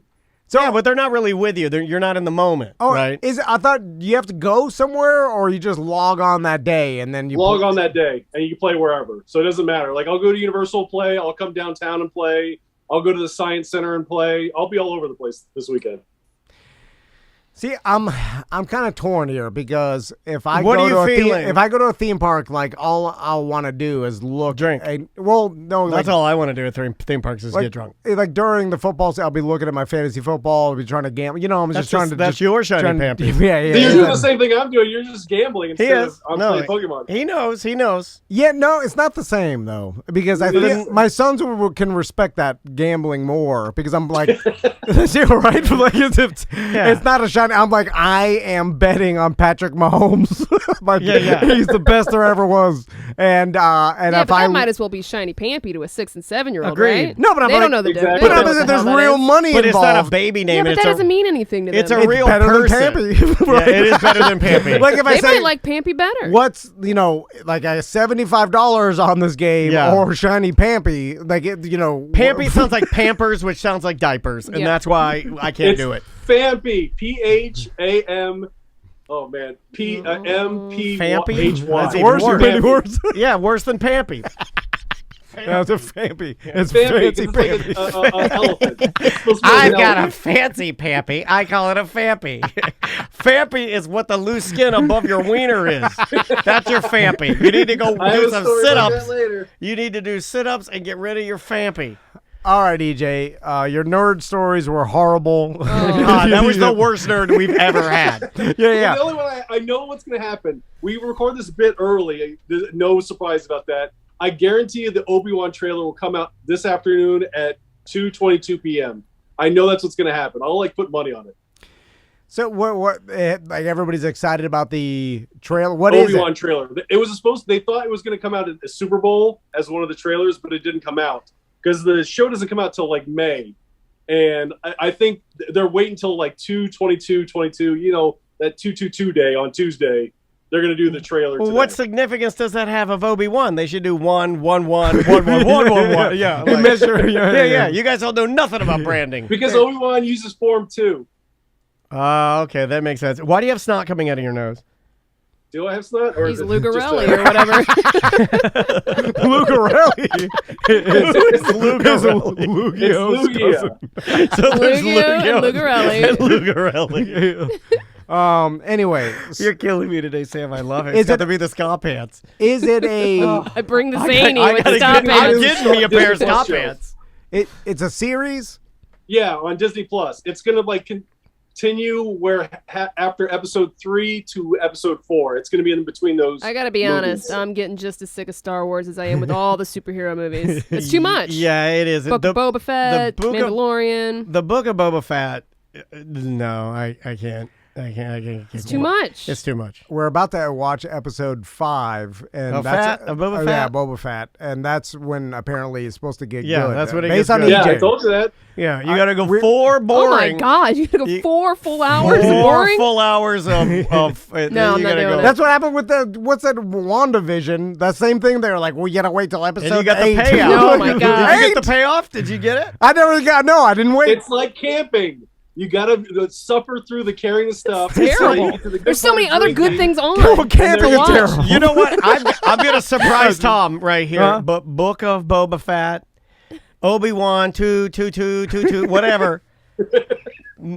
Both of those. Now, I'll give Mandalorian its due because Mandalorian, I believe, is untouchable. It's a very It was good. It was good. But Book of Boba Fett and the Obi-Wan, not as good as Ridiculousness. Ridiculousness is better. Ridiculousness takes the crown. Who's playing Obi-Wan? Ewan McGregor still playing. Obi-Wan. Oh, okay. Well, at least I Bringing him got back. that. Same guy. Yeah. Is he fat? Supposedly Hayden Christensen is supposed to be in it as well, playing Darth Vader. Is he big and fat like Boba Fett? Like the guy that plays Boba Fett? I don't think Ewan McGregor hasn't gained any weight because he was in that Harley Quinn movie and he was still skinny. Now, has Hayden Christensen, is he big? Put on weight. I haven't seen him since. Somebody's got Maybe he to. looks like the Darth Vader that they pull the helmet off in episode 6. now. Somebody's got to straight up Val Kilmer this and go big. I feel bad for. Oh yeah, after the documentary, yeah. Yeah, I didn't. It was watch a lot more fun before the documentary. They put the documentary out, and then they're like, look at, don't you feel bad? And by the way, You made fun of him so long now. don't you feel bad about what you thought? that's why I didn't watch it because Yeah. everyone was like, "Oh man, it makes you feel real bad." I'm like, "Well, I don't want to feel bad." Yeah. Yeah. Like, I want to feel good. I'm gonna watch ridiculousness. Anyway, what do we got for sports today? Oh, let's go over to sports. Okay, so the Olympics are done, right? They're done. Yay! What? Yeah, they're done. The Winter Olympics for 2022. You know how I knew they were done? Russia started invading Ukraine. I was like, that's it. They're Pretty done. much, No, I'm yeah. serious. That's because They waited? You would think that if you were tight with China, which they are, you would think you would wait until it was done. Oh, and yeah, it's don't done. distract them. Yeah. I was like, all It's right. like Tom Brady's retirement. Yeah, You yeah. don't want to distract from Exactly. the No, divisional round. I heard a rumor about Tom Brady trying to go for the 49ers, though. Oh yeah, there's a bunch of rumors that he's not done. He's coming back, and I believe him. Yeah. Like I put He it. doesn't like what's around him in Tampa. So, of course, he's just going to go where he can find Well- another team to slide in and do what Brady does, which is win. Now there's all those the rumors about him not getting along with Bruce Arians, Yep. and the whole Antonio Brown situation went poorly, and then that's why his retirement was so awkward and fast, and like they were like, well, that's weird. Well, and the fact that he didn't mention New England, It and was anything, mismanaged. and it was just I think he just needed to get the hell out of Tampa, and under his contract and everything is like, all right, you have to retire, and then you can go back, and that's why he didn't mention New England, and that's why everybody was like weird that he didn't mention New England, and it makes perfect sense now that he does go back and play for another team, and this is not his true retirement from football. Although God, I'm it's so all sick of it's all I was about to speculation. curse football players fake retiring and then coming back. Just stay gone. Yeah, but it adds to the. I want to see Tom Brady come back. I Just do. To see. I like, kind of do, too. I want to It see him adds- go back and take the job from Jimmy Garoppolo on the 49ers. just to No, bully him. Yes. no, not from Jimmy G. No, leave him alone. No, That- leave him alone. That would be great. It would be great. It adds to the entertainment and the drama of it all. He and comes that's back all to we the want. Patriots and does it again with him. They don't got a good No, enough they don't roster. have enough roster. Yeah, they No. need like people are saying 49ers make sense is where he grew up. Yeah, that was his hometown team when he was a kid. Like to go back and We must have read the same one then, because that's everything they had on mine. Yeah, and to be, I think Bill Simmons started talking about this even before anybody, because I listened to his podcast, and so, but it does make sense. He said he wanted to play in like to his 45. So one more year, and playing until you're 45, especially with a team of that caliber roster, they have a Who are they? They're not chance losing for sure. anybody, are they? The 49ers? Yeah. Uh, Nobody meaningful, I mean. They could trade for Jimmy G and get some sort of some draft capital or something like that. Bring in Brady for a 1-year contract. I mean, it's possible. If and it's Brady didn't fall off. He wasn't like Roethlisberger, we're at the end of the season barely doing it. Yeah. He was breaking records. He was in top certain, 10 QB. Anyway. In all areas too, and even areas where he wasn't Ridiculous. good. Like even in rushing, he had. Like I always bring that up because I just think it's so rare to get better at things. What else you got, AJ? Well, the reason why I would talk about the Olympics. Did you hear about the Finnish skier that was a cross country skier? No, is this another Tony Rage? Wait a minute, is this a joke because she's Finnish? She didn't finish. Is this No. Okay, so this guy's name is Remy Lindholm, and he came in 28th place in the 50 kilometer, but they had to cut it down to 20 kilometers because it's so cold and windy. And at the end of the race, he said he had his, let's say his D frozen. His little Remy. Hold on. Well, who did he say this? Was he on national television when he said he froze his D? Yes. Oh. And he's like, this is not the first time that it happened to him. It happened to him in Finland last year. So I think this is like a humble brag, like saying he's so big that it won't like go into his body when he's cold, that it froze. So the did he just use the expression he froze his D off? Because everybody says that. Yeah, I said when they're cold. I said it on the camping trip like 25 times. Yeah. It's just an expression. But it's one of those things where like he's on national media in Finland talking about it. But they can. But he's serious. He's like trying to do it like deadpan. Yeah, and then he said, quote, when the body parts start to warm up after the finish, the pain was unbearable. Yeah, no, it does get like that. I've had it so cold. Like, even the water is so cold when you take your feet out real fast and you get sun on them. Like, yeah. Also, because he put hand warmers on it after. Well, that's his fault. You're not supposed to put hand warmers on there. What's it say? Hand warmers. Yes. Not shiny, what are those things called? And they just made Pampies, not Pampy warmers. The distance of the race smaller. Well, that doesn't count, right? They can't just change the distance to you an don't do Olympic that with event. a Super Bowl. Just play one quarter, guys. We got it's too crazy out here. Get inside, warm up. Yeah. Like, how can that even be? Well, they can do that during the football game if there's like a lightning delay and it's too long of a delay. They will shut down a game in the middle of it. But then my point is, it's not the Super Bowl. No, they're playing that one out. I'm sorry. Yeah. So and the Olympics are the best of the best. So you can't like make it smaller. And this doesn't count for anything, right? Obviously, they just, It did count. Yeah, he came in 28th place. Like it took him an hour and 15 minutes to finish for 20 kilometers. Well, what I mean is that this is just a throwaway race that it doesn't really, because a 50-kilometer race has to be 50 kilometers or it's something different, It wouldn't count in the record books. Like if it was done at record time or record pace, it wouldn't count. Yeah, for sure. It was some of the worst weather I've ever seen for the Olympics, like with snow, and you don't think of like China being cold.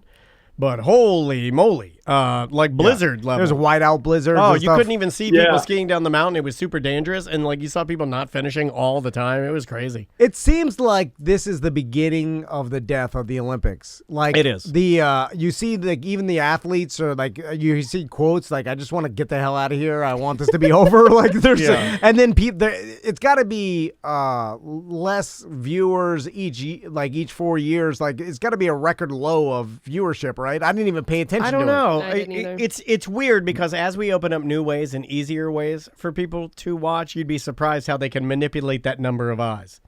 Like if you've got streaming eyes on it. So, but to answer your question without even using the numbers, because I don't think we need them, just by feeling, I think we all know it's going away. And then also having it in countries that are less than desirable, and people are like, "Why'd you do it here?" We shouldn't even do that. And then you mix in the conditions of like this year probably hurt. Like now you can't even finish some of the races, and you can't even see some of the athletes because it's white out. It was rough. It's like the worst scenario for this getting better in 4 years. It seems like it's just going to be one of these things that still probably happens. It just it's one of those deals where like, oh yeah, the Olympics, what's going on? Social media is you won, and that's it. Yeah, and I think it goes through phases though too. Like I think like in 1984, extremely popular, and then I think you have a fall off. And then I think you get breakout stars, Michael Phelps. Then we all tune in. You know what I mean? Like I think it's just like anything else. It's cyclical, and then they'll get some hot shot gymnast, and we'll all tune back in again. You know, if there's an incredible story behind it, but I feel like that's rare. Well, this incredible story now is pandemic, right? For everybody's story. Yeah. So, but I didn't even hear any particular like athlete, and they had this like. Either they're the best at the sport and they like look to take home all the gold. Well, they always have those. They had that one Michaela girl who like she ended up all 3 of her races she did not finish. The third one I told you I was going to watch it. Yeah. Crashed out again. Brought home nothing. But it's kind of like a tragedy, right? It is. Where you're sad. You're like, oh, that sucks. Yeah. It doesn't make me feel good. Yeah, no, it doesn't make you feel good. You're like, oh, she trained so hard, and this is sad for her. The U.S. men's curling team that has that particular gentleman that looks just like Marshall from Cashed Out, the drummer. Yeah. He looks just like him. I mean, they're like dead ringer. They didn't do anything. They didn't recapture their gold. He became famous over the internet, right? Yeah, just for looking like a cool dude. Yeah, just look, yeah. But it didn't make me... Did you see the one British lady that split her pants on the 2-man bobsled team? That's old, though. That's like an old video. And you know what? And that makes me happy. It does make me happy because the girl has a great dumper. And I'm watching that video, and you know what? That's a video to save on your phone when you're having a bad day. And you just watch that, and you go, look at her go. Look at that. Look at her rip her pants. Rip them good. And it did that move where it blows out. Yeah, because she's got a muscle ass. Yeah. She doesn't just have a standard flat fat lady frog ass. She has a muscle athlete ass, and it goes, Did she get to go and like change? They didn't go any further, and I was like, "What do you do?" I would roll it. I think no, you don't want to keep going. No, you don't want to sit in the bobsled. That's dirty down there. Yeah, and you have to get out. It's embarrassing. Like they let her go change, right? I'm sure there's. They bring a towel out first. Yeah. I hope they don't make her put her hands in front of her and walk like a old 1920s cartoon. Put a barrel over her. What else we got, EJ? Oh, okay. The next story. Were you guys a Michigan fan back in the day with the Fab Five? I don't follow any college, even the one I graduated from. Well, remember how like Juwan Howard and like Chris Webber were like a big deal back in the day? Oh, yeah. Chris Webber called timeout, and they were out of timeouts, and it cost him like the Final Four. Yes, I remember that only because I followed a lot of Chris Webber because he was our original Orlando Magic. We traded him for Anthony Hardaway. Yep, first pick, and then we traded him away. We got Anthony Hardaway, and then we ended up getting Shaq, and then that was why I knew. We had Shaq already, but we got Anthony Hardaway second. Yeah, but that's how I remember getting or knowing Chris Webber. Yeah, because we got 2 first picks 2 years in a row. That was kind of cool. Also, can we be easier as society on players that call timeouts and they don't have timeouts? Just because let's just all acknowledge that they're in a stressful environment with seconds, you know what I'm saying? Like every second matters, and they're trying to. It's like picking up a pan with no oven mitt, right?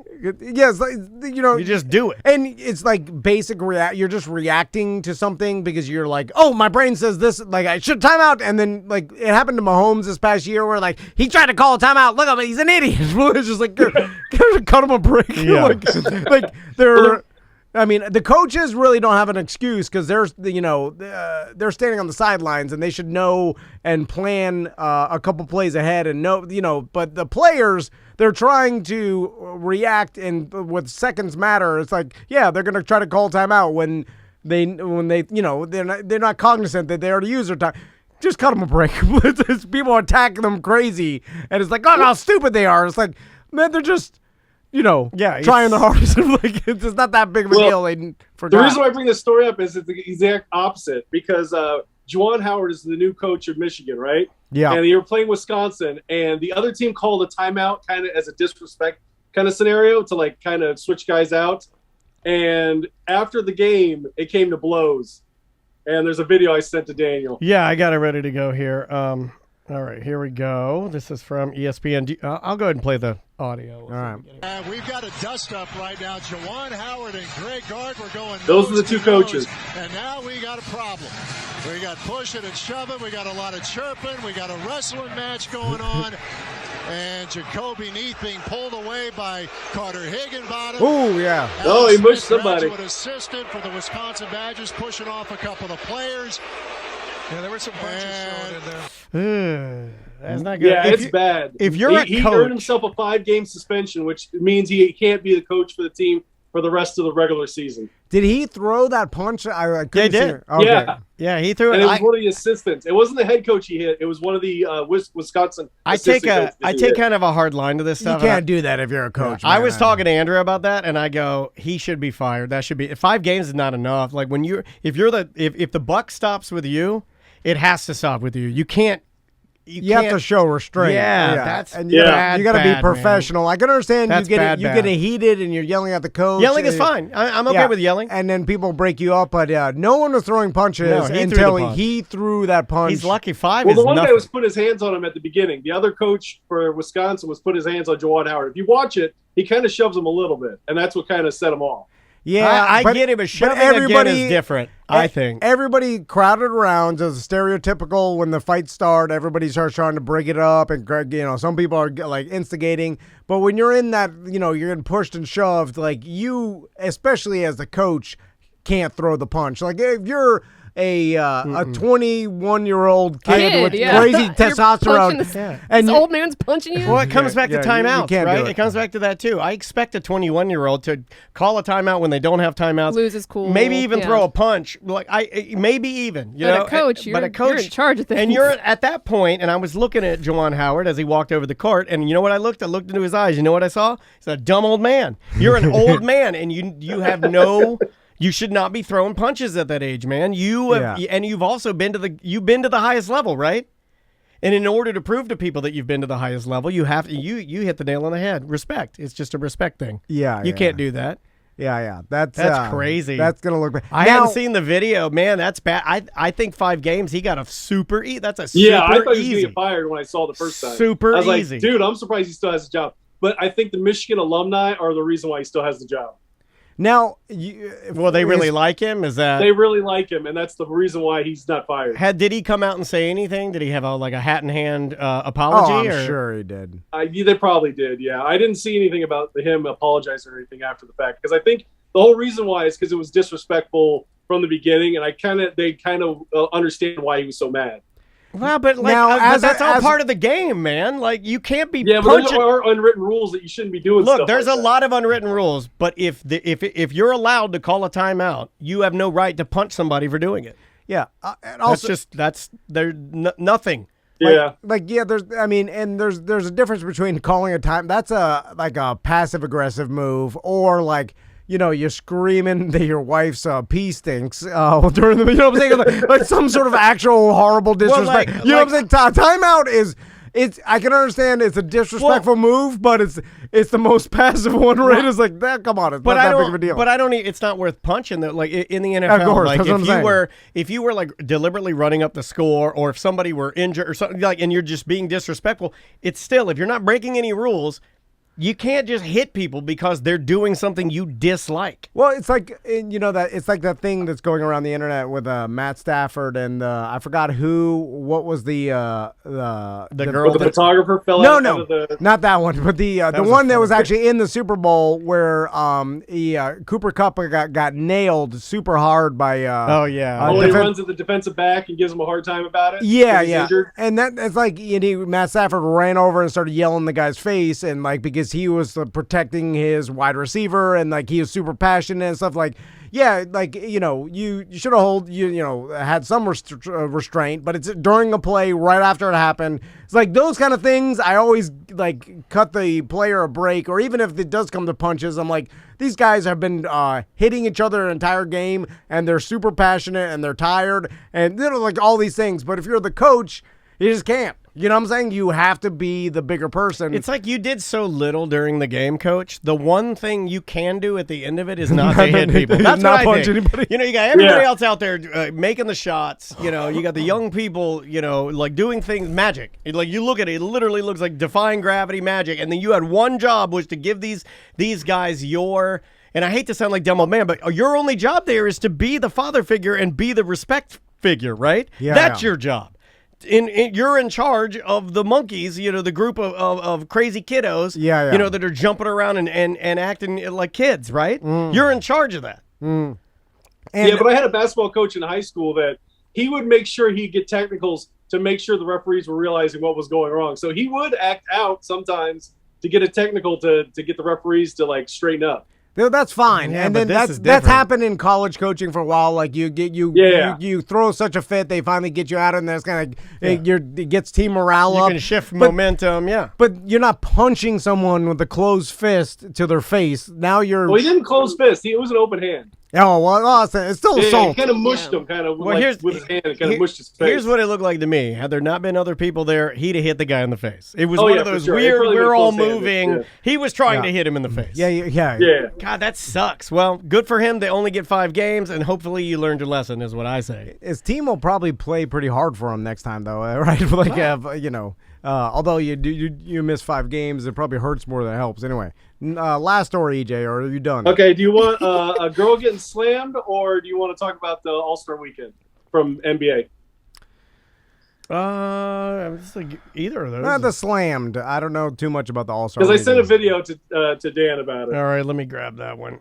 So it was another interesting basketball. It's from the MEAC, Norfolk State versus Morgan State, and it came down to the end of the game, and one team was trying to get a foul to like make them go to the free throw line to give themselves more time to get more points, and it went too far. Okay, I'm going on up to this one here. So they tried to purposely foul, which happens all the time. Then to make sure that they got the foul, it went too far. Okay, Here we go. Around the screen, set by Mahogany Williams. Charles Trapper there to break it up. Recovered by Janaya Henson, who was fouled immediately and then thrown down to the ground and pushed the by WWE? Hines. Wow. Yeah, she straight up We body have a slammed that skirmish chick. on the floor. Players have to be separated. Security, coaching staff. And we're Everyone's just losing their minds at every kind of event, aren't they? Yeah, Every event, it's like everyone's losing. Yeah, that's what I was gonna say, Sam. No, It's there's like, just more cameras everywhere. We should just all stay in our homes. This is crazy. This has been happening all the time. It's just there's video of everything now. Now, to her defense, I'm sure the coach yelled, foul, no matter what it takes. I don't care if you have to throw her on the ground.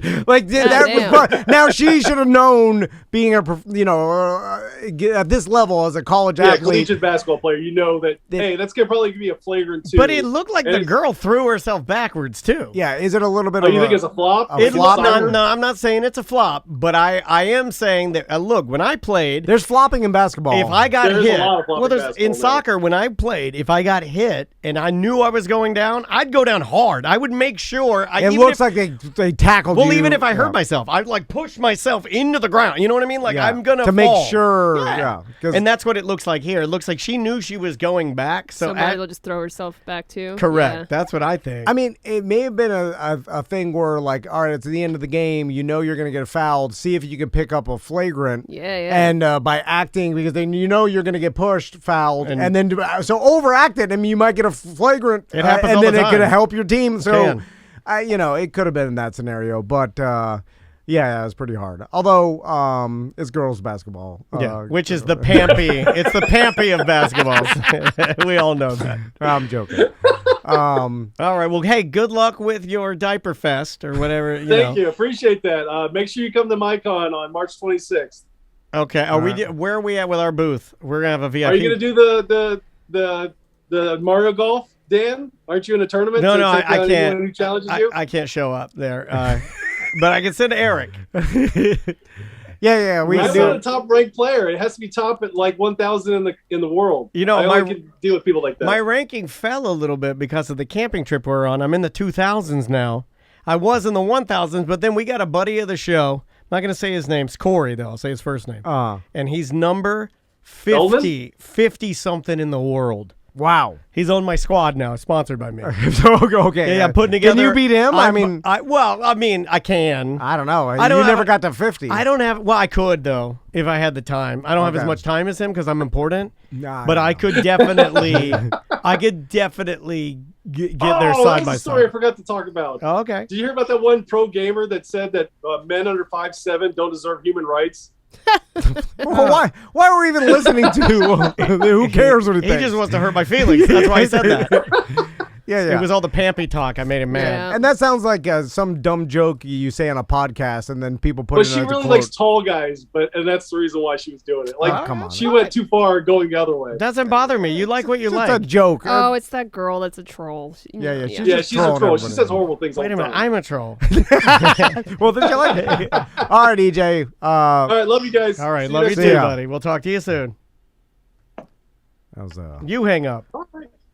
You hang up. don't you put your thumb over the You camera. hang up. If I just put my thumb on the camera, they can't see me anymore. And then what does he do? Leave it on and watch us work the rest of the day? All right, we'll be right back with more Corporate Time.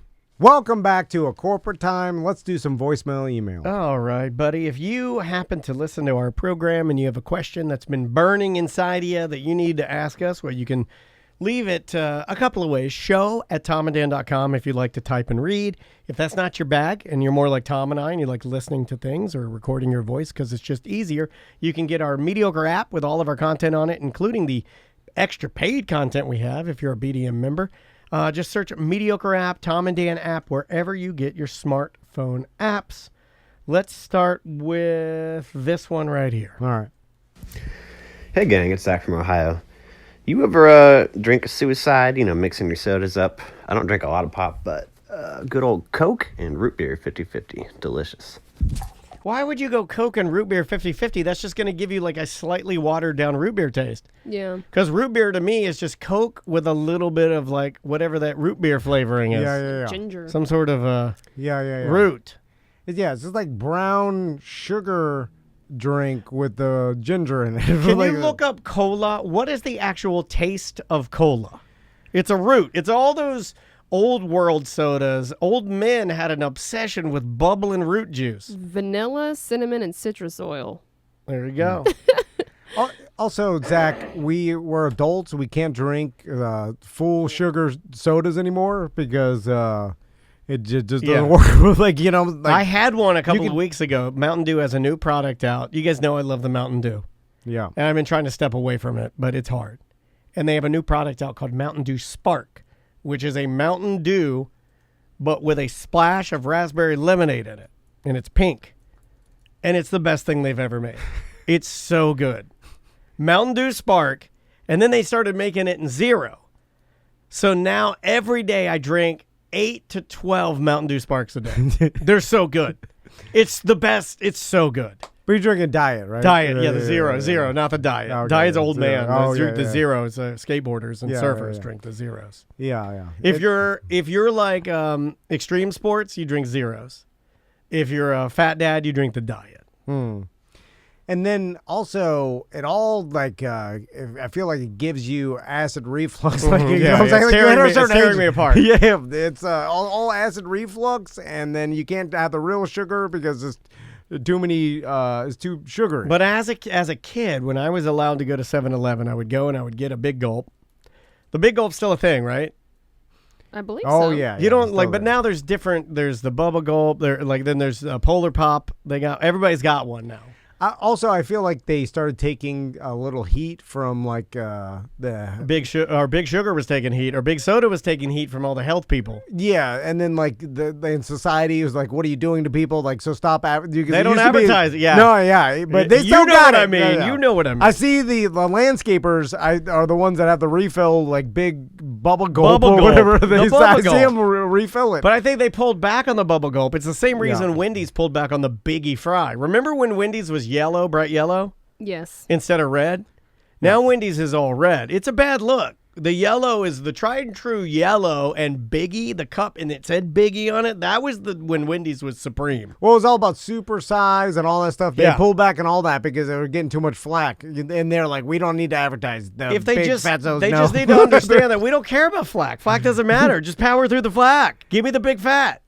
Well, they know that their true, demographic, or the ones that they're marketing to, The they Chungai- know that Chunguses. they don't need to put it out there because then if they put it out there too much, society gets on them. They're like, stop doing this. Yeah, but I would go to, when I was allowed to get a drink at 7-Eleven, a Big Gulp, and I was never allowed to get a Super Gulp, which was really the Big Gulp. The one that everybody had, that everybody was cool if you had it and you were drinking it, at least in middle school or beginning of high school for me, was when you had a super gulp. If you went in and got a big gulp, it was really just like a medium. And then they had the gulp, and then they had big gulp, and then they had super gulp. And then they had like Bubba Gulp. They also have double gulp. Yeah. Well, like I was never allowed to get the biggest one, which is the one you wanted to get. I always had to get like my mom would, she's a nerd. She'd make me get the little gulp, and then I was able to get nachos with cheese sauce. And I would do the suicide. But I wouldn't. How many grams of sugar in a regular Coca-Cola? Or the big as a Bubba 30 Gulp. grams? Or, I thought you meant like just one. No. I mean like the Bubba Gulp when you get the, big boy. Maybe 170 grams of sugar? Yeah. A lot. Something like that? Some ridiculous amount that's absurd. But to go back to his question when he's talking about doing a suicide, I'm sorry, but I think that...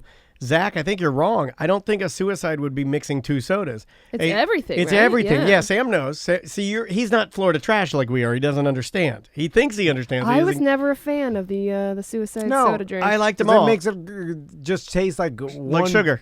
Generic sugar water. Yes, yeah. I enjoyed it. I'd go orange, Dr. Pepper, cherry cola, Coke, Sprite, Dr. Pepper. I'd hit them all.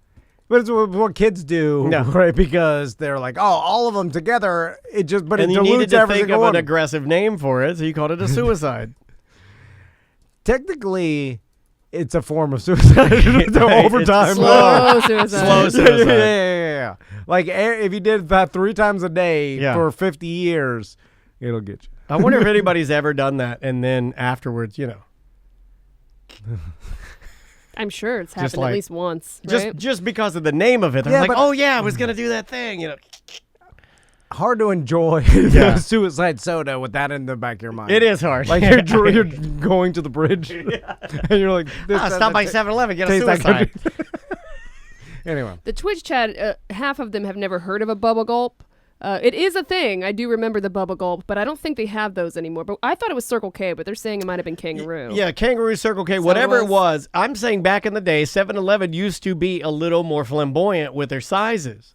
Yeah. And now, none of that. I mean, it's like they don't even have signage up there for any of that stuff. Well, yeah, it's society pushed back, and they're yelled at all the fast food, and that's why they made them put calories on everything, and then they were like, stop advertising the bigger and better, like we got the most, putting it out there, you're killing everybody. You got an email, Sam? Yes. All right.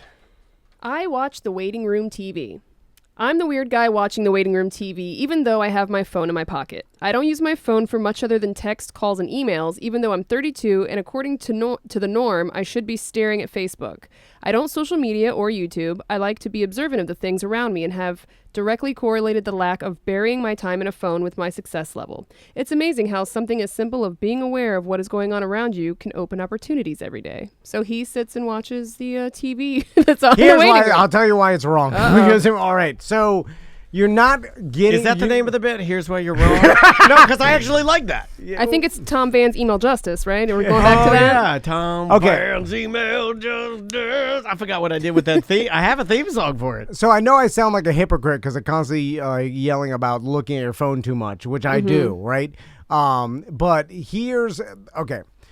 So if you're sitting in a waiting room... And you're like, let's say you're waiting to get your annual blood test, and you're sitting in like a LabCorp's waiting room, right?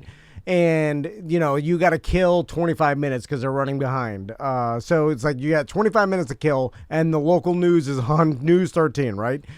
I usually watch a cycle, but looking around the room is not going to everybody else staring at their phones. It's not going to open up any opportunities, or you're not going to miss. It's like you're better off using your phone to entertain yourself. Now, I understand just mindlessly scrolling Facebook or TikTok and one stupid mindless video after another. Yes, a lot of it's garbage, but you can curate good content on your phone. Go to YouTube, look up something you're interested, watch that. You know what I'm saying? Like you can have endless or you could great read news articles, or it doesn't have to be like mindless. No, social media. I usually make it doesn't have to be junk food. You can make a to-do list. Of things you think you want to do. One of the things that I do, and I'm serious about this, and I am, I will sit quietly, kind of like this guy, and look at different people around the room, and I'll look at the Mima, walk up but to for the how kiosk. long? But what does that do? You know what I mean? For too long, because she's up there, she doesn't know how to use the kiosk at the LabCorp, and she looks around to get help, but I look straight down because I don't want to help her. Right. I do all of it. But that's less entertaining TikTok. Like, that's just the same amount of garbage. Maybe to you. I mean, I like it. Well, but if it's just for pure entertainment, I'm just going to guess that your phone offers better entertainment than looking around the room. I'm not disagreeing with you at all. You're right. You're right. I'm just saying I do what he does, so he's wrong because I've done both. And I'm a chirper. I chirp to people. If they chirp me, I chirp them right back. The problem with the phone is that you can't control yourself, and I'm talking about myself, is that like I find myself doing this when I'm around my family, or just pick up my phone and I'm looking at I'm sitting on me and my wife are watching a show and I'm looking at my phone, looking at garbage. Like, that's where you shouldn't do that. And then that's where you have a problem like that. You should be spending time and being aware of like in the moment or whatever. Right. Or if you're at some concert. And How often were you guys on your phones camping? I wasn't. Probably not at all. No, Right? I didn't even look at my phone. If we were like in the tent going to bed, I might throw a couple pictures up, maybe take some pictures. If my phone was out, it was usually just to take pictures or play music. That's it. And I got to say, it was pretty awesome. Better, right? Yeah, It's a good reset. See, it's definitely better. And that's where you should stay off your phone in certain like instances like that. But if you're in the waiting room, then watching local news 13 or looking around the room, that's a nothing. Like, look at your phone. That's what it's there for. That's where it's actually a positive, because you could actually do something. Like, whether it's the best entertainment or getting work done or whatever the hell you want, or just garbage. At least it's good garbage. I mean, looking around. I mean, right? You're not gonna gain any advantage from being in the moment in a waiting room. Not in a waiting room, I don't think. No. Watching some garbage news. Let's try this one right here. What's up, TND? Short and Randy here. Just been thinking a lot about this, your involvement with the whole Bob Saget thing, and I'm curious. Is there more of an unbelievable situation that has occurred in your life? So, like, if you went back and talked to 10, 12-year-old Tom and Dan and said, look, when you're 40, this guy on Full House is going to pass away, and you're going to be in the center of the conversation. Is there anything in your life that's more far-fetched than that statement that's become true? Just curious. Take it easy, guys. That's our one well-spoken voicemail left for the month, I guess. Non-drunk, I should say. He wasn't drunk like most people that leave voicemails. What is odd, and now I see where you're going, Randy, with this, but what kind of separates us from the whole situation is that we weren't even part of the story. There was no story. I think he means just involved. Oh, in yeah, it. yeah. I think Yeah. it's not to be analyzed. It's just like That is absurd. The whole scenario is absurd, and yes, if you told 12-year-old me that it'd be that you even interviewed Bob Saget, right? Yeah. First, I'd be like, "What? Am I married? No!" And also, I think I'd be sad. I'd be like, "Oh my God, what happened?" And then they'd be like, "He died in Orlando," and I'd be like, "Was I there?" Like, I think I would be concerned. Because I really enjoyed Full House. Oh, I watched Full House and AFV in my entire childhood. I still do with May. Like May, it still holds up, dude. And now they've been doing this thing every night when they do the. You've been seeing it. You still watch with the boys. Now they do the Saget years, and they do like the whole section of clips with him. We never got the only. I mean, we only got to. Alfonso Ribeiro, then doing all those seasons. We never even got to Bergeron. No. The new ones now, they're doing a tribute. It's still on. Yeah. And when we sit down to watch the new ones with Maisie, they are doing like a tribute to Bob. They did one. I know they did like the week after. They did, and then they've kept it. So now there's this segment called the Saget How Years. long will they do that though? Until they can't get any more clicks. That's how shitty they are. That's how I feel. I mean, that's what I think about it. I think I didn't think they should do it. Yeah. Just put the clips up there. Let Alfonso do what he's normally doing. Like, just to add it every week is, I don't know. I don't know. The whole thing rubbed me wrong. Well, they need to get their clicks, just like that's Yeah, how it no, works. I know. But and then you look at, you can go back with damn near anything that's going on currently, and go back 10 years and be like, could you imagine if I told you? I mean, could you, if you went back 10 years and be like, the Super Bowl will be held twice in the city that the team that is, the host city or whatever, and it's gonna be won twice. Yeah, I'd be like, well, that's back to back, statistically impossible. That'll, like, you could surprise everybody with anything going on, like, look, the pandemic, a million different things. One of the ones pardon me, we were talking about the Bob Saget thing. I think the thing that bothers me, I don't want to be at all linked to that, and to kind of go back to what because it's super sad. Shart and Randy was saying, I think if you had told me, younger Dan, hey, when you grow up, you're going to end up being a radio disc jockey, because that's what I thought I wanted to be, not a talk show host. I didn't even know what that was.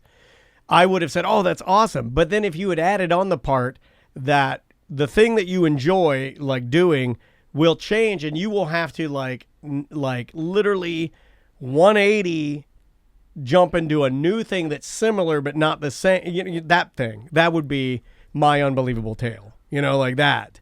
Yeah. Because that's the kind of thing I never saw coming, even doing a podcasting or doing something even like this, or even owning a company. If you'd said that one, to answer his question accurately, if you said, hey, you and a friend will own a company when you're in your 40s, I'd be like, no, we won't, because I have no interest in that whatsoever. I do not like business. Yeah. No, we won't. So You're wrong. How does that happen? Yeah, they'd be like, yes, you will own a company. I'd be like, well, absolutely not. That's not the path I'm on at all. You're crazy. I'm going to work for a company. I'm going to do a thing. So, yeah, I kind of see what he's saying. The more bizarre part out of all of this is that we saw how little work entertainment media puts in onto the story, where the fact that they just cut and paste or copy everybody above them so much that we got involved in the story where we had no reason to. We were in the New York Times yesterday and Snapchat News yesterday. Where was the Busdecker? Busdecker put up a magazine article at the grocery store. We're all over was the it place. Oh, I didn't even see that. They're like, oh, they gave it.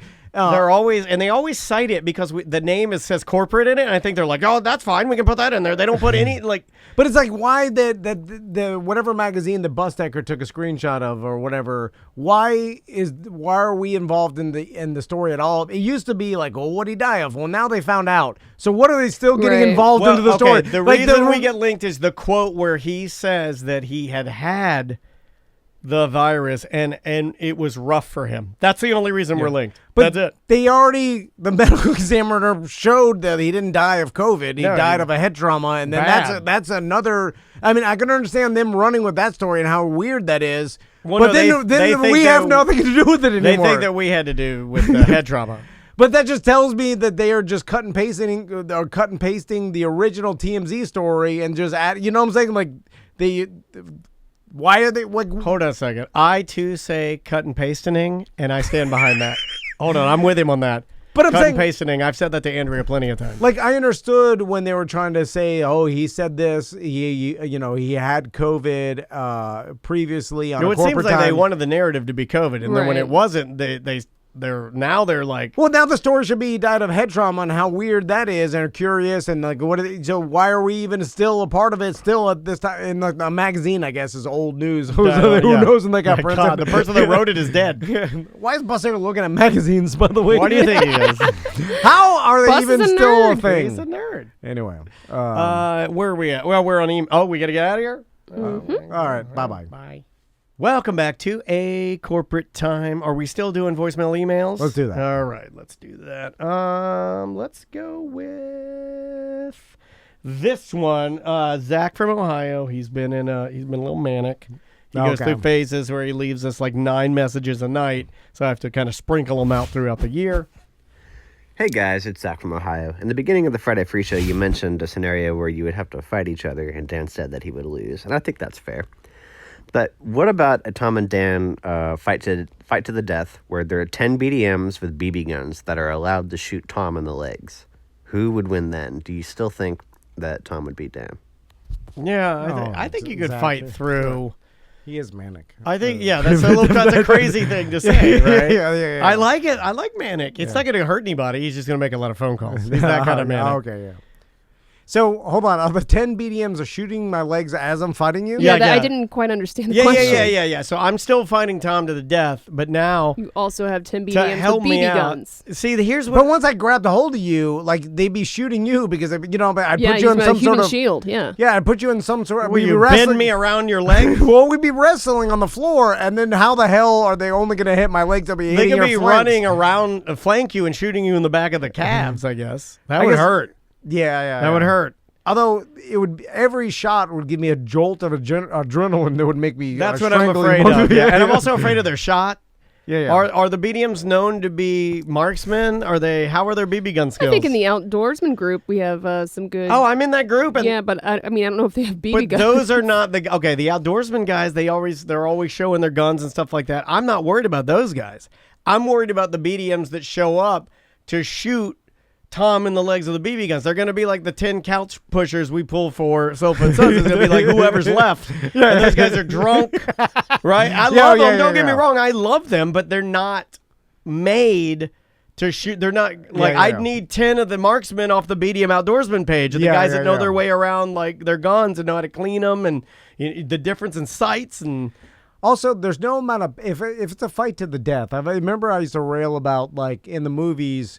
When someone's trying to kill you and you hold it up, no, or like say they have a knife or whatever, a gun, and then the person always does that move where they bang your hand against the floor until you let go of your weapon, whatever, and they always like it hurt them so much of you banging their hand they let go of the weapon. I always thought every time I saw that I was like, well, that's BS because they're in a life and death fight. Yeah. No amount of pain. I'm never because you don't have to rip my arm off. As soon as I let my weapon go, then there goes my advantage, and you're gonna kill me. So a little bit of pain of you banging my hand is not gonna let me. Force me to let me go. Help me to make me so mad. Yeah, use the adrenaline from the pain to overpower you. Especially if I have one of those pirate shirts on with the frilly cuffs, Mm-hmm. Because if you get my cuffs dirty, I'm going to be pissed. So if I'm have Daniel in a chokehold, if the BDMs are shooting my legs, I'm never going to let go. You Daniel just kill me while your legs are bleeding. Yeah, I would be like, yeah, and then screaming. It's going to be like one of those movies where you don't think the hero's going to get killed, but he does. Like they think they're going to be able to stop you by shooting your legs, but you just kill me in front of them, and then you're just standing there with bloody legs. Then they just drop their BB guns and run. Yeah. Because now they're an accessory to murder. Well, now they think you're gonna. No, I think now they think you're gonna kill them. Well, all of them can gang up on me and kill me easily with just hitting me with the BB guns. Like a bat. Yeah. Like but it's more effective. Well, I tell them to do that. I'm like, look, if I start turning purple, you start hitting with the head with your BB gun. Because the tiny BBs are just going to lodge into my legs and cause me a minor inconvenience. It kind of looks like you've already been shot up in the legs. What happened? From the camping trip? When he's gathering firewood on 9 edibles. Hard. Yeah. I got sliced and diced over there. Yeah, I got lost in my own tent on 10 edibles. My tent is so big, I got lost in it. I didn't know where it was. Yeah, there's the Florida vines and the scrub. Yeah. I'm walking through there, and the vines just start tangling around my legs. And like Daniel's right, when you're on edibles and you're drunk, you don't notice, and they just are ripping my legs apart. I don't know if you noticed this, and I don't know if this is the show to say this, but did you notice that some of the people we camped with would throw their toilet paper into the trees?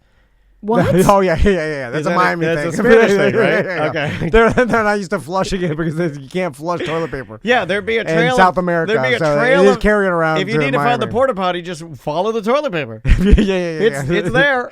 Yeah, just throw it in the trees. Yeah, that's not Miami littering. Like you can throw paper. Paper's not littering in Miami.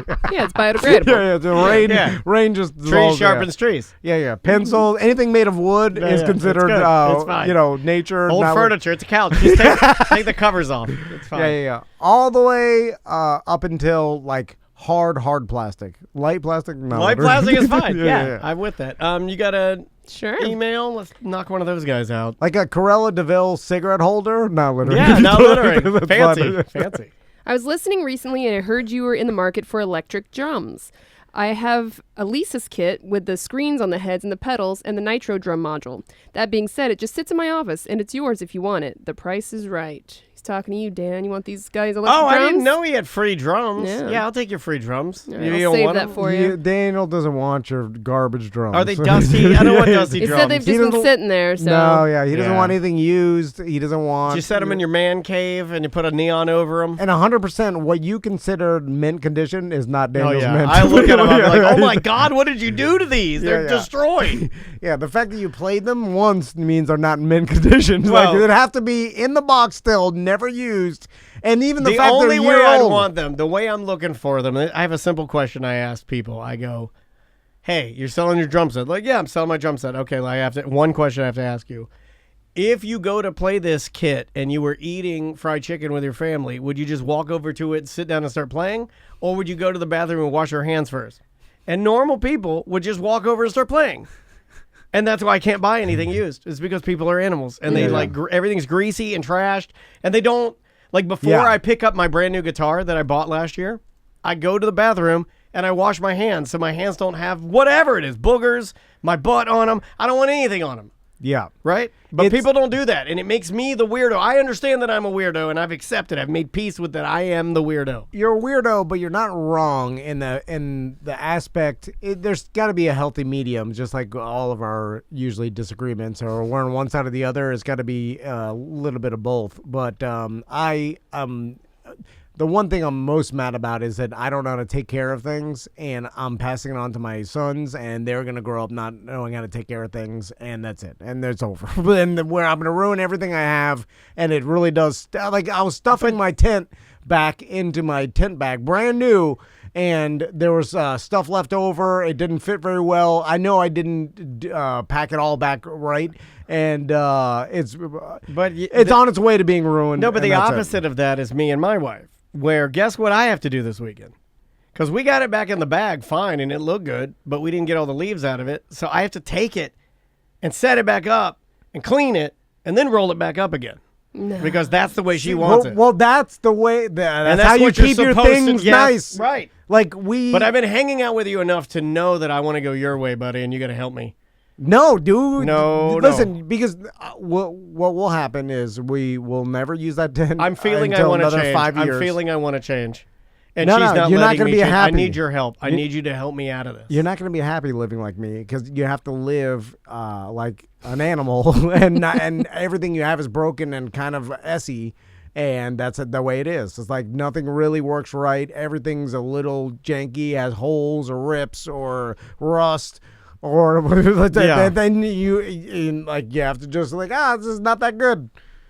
My surroundings are not that good. And I did it. And then it's the guilt of you. It's like, who caused this? Me. I did it because I'm too lazy to clean the tent after and get it out. Like, our camping equipment, is going to sit in my garage, in the hoarder garage, for months. Months. God, she's making me put it all back together. I may never take it out again. No, this weekend I'm supposed to put it all back. It'll be ruined. I have to rinse the tarp off. No, because that's what people that have nice things do. They take time to, like, this weekend I'm already off to something else. I'm looking for a way out, buddy. I'm like, this weekend let's do something more. That's I'm what I not going to clean. What's better than camping? I'm going to do something else, and then the cleaning goes to the wayside, and I'll never do it, and my stuff will be ruined forever. All right, that's it. Wow. But what you're doing sounds way worse than what I'm doing, though, because I'm doing what I've been told that I'm like, what are we doing next week? And she's like, well, we do have to take the tent, set it back up, and wipe her down. I'm like, wipe her down? Wipe her down. I can't imagine anything more miserable than that, but without that, garbage. That's it. So I'm willing to. I like that. It's terrible, I'm willing to, but it has to be done. But if you don't garbage, that's it. And nothing's for now. free. There's no free lunch. Yeah. Like, if you want get nice what you things, get and you don't throw it fit. Well, if you no want free lunch. If you want nice things like Daniel, Walk guess what he tall. does? He cleans his tent out after he comes back camping. Yeah. All me and my friends, they will never do nothing. And when we go to take it out, we'll scream, why do I do this to myself? And we'll have to buy another tent. We'll have to buy another tent. What do real camper people do? What we're doing? I've lost pieces. I've lost some important pieces already, for sure. Because I ended up, there was a couple pieces. And you then got a fancy tent too with a door. It had a door, Sam. And I punted I don't even understand what you guys are talking about camping. It doesn't sound like camping to me, but. What do you mean? It's a tent. You got a door. You got a 12-person tent. Well, It's got a living room in well, it. You got a camping. microwave, a heater, a Car coffee maker. camping. It's car camping. Yeah. It's just gigantic tents and all the, Pantries, sinks. What the Yeah, hell yeah. is Too going much. on over there? Garbage. I've already ruined it.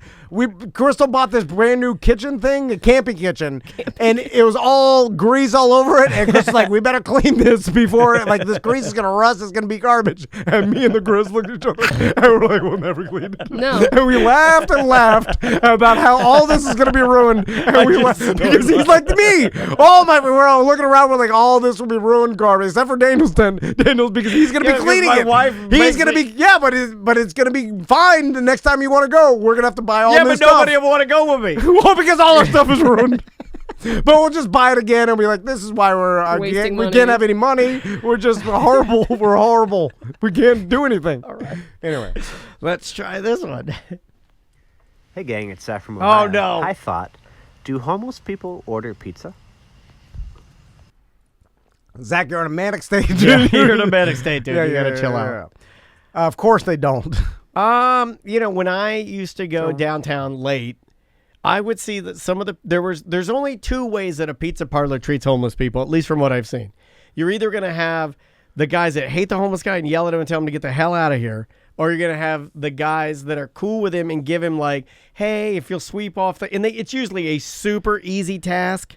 Yeah. Hey, if you'll just sweep this little area, it's almost Give like you they a feel bad slice, for him, yeah. and then they give him a slice or give him a pizza or something like that. Yeah. And I prefer the latter. Like, I prefer them to be kind to the person who might have some mental disabilities or whatever, and not to like treat them like crap. Because just don't do that. I hate that when they're yelling at homeless people and they get the hell out of here. And like, I would make the argument that homeless people are the most diligent with every dollar they have to not waste it or give it away, because every single cent Goes to alcohol goes or to whatever they alcohol, need. drugs, Yeah. and that every. You're right. So they're not paying up like the delivery fee for people. Why would they do all that? Right. I mean, that's too, you know how hard it was to get that dollar. They had to stand in the heat of Florida on off ramp for how long to get the $20 that they have in their pocket. Like, that was a lot of work, just standing there. Like, having people like ignore you, just look ahead as you walk up and down. Like, I don't like him standing in the lanes though. I don't either. That's the new trend. Get the hell out of the lane. Yeah, you got to get out of the lane because sometimes I don't see you, and they're risking their life. I mean, because for sure someone's gonna be texting and running into them. So like, that was me. So it's all like it's. That's why he wants them out of the lane. Yeah, I'm saying it. So he's trying to text. They're not even buying food because they'll get food eventually. They'll be like, please, just like like someone will give them food because you always have like people like my wife who are like, he's hungry. I'm like, no, they're you never want hungry. drugs.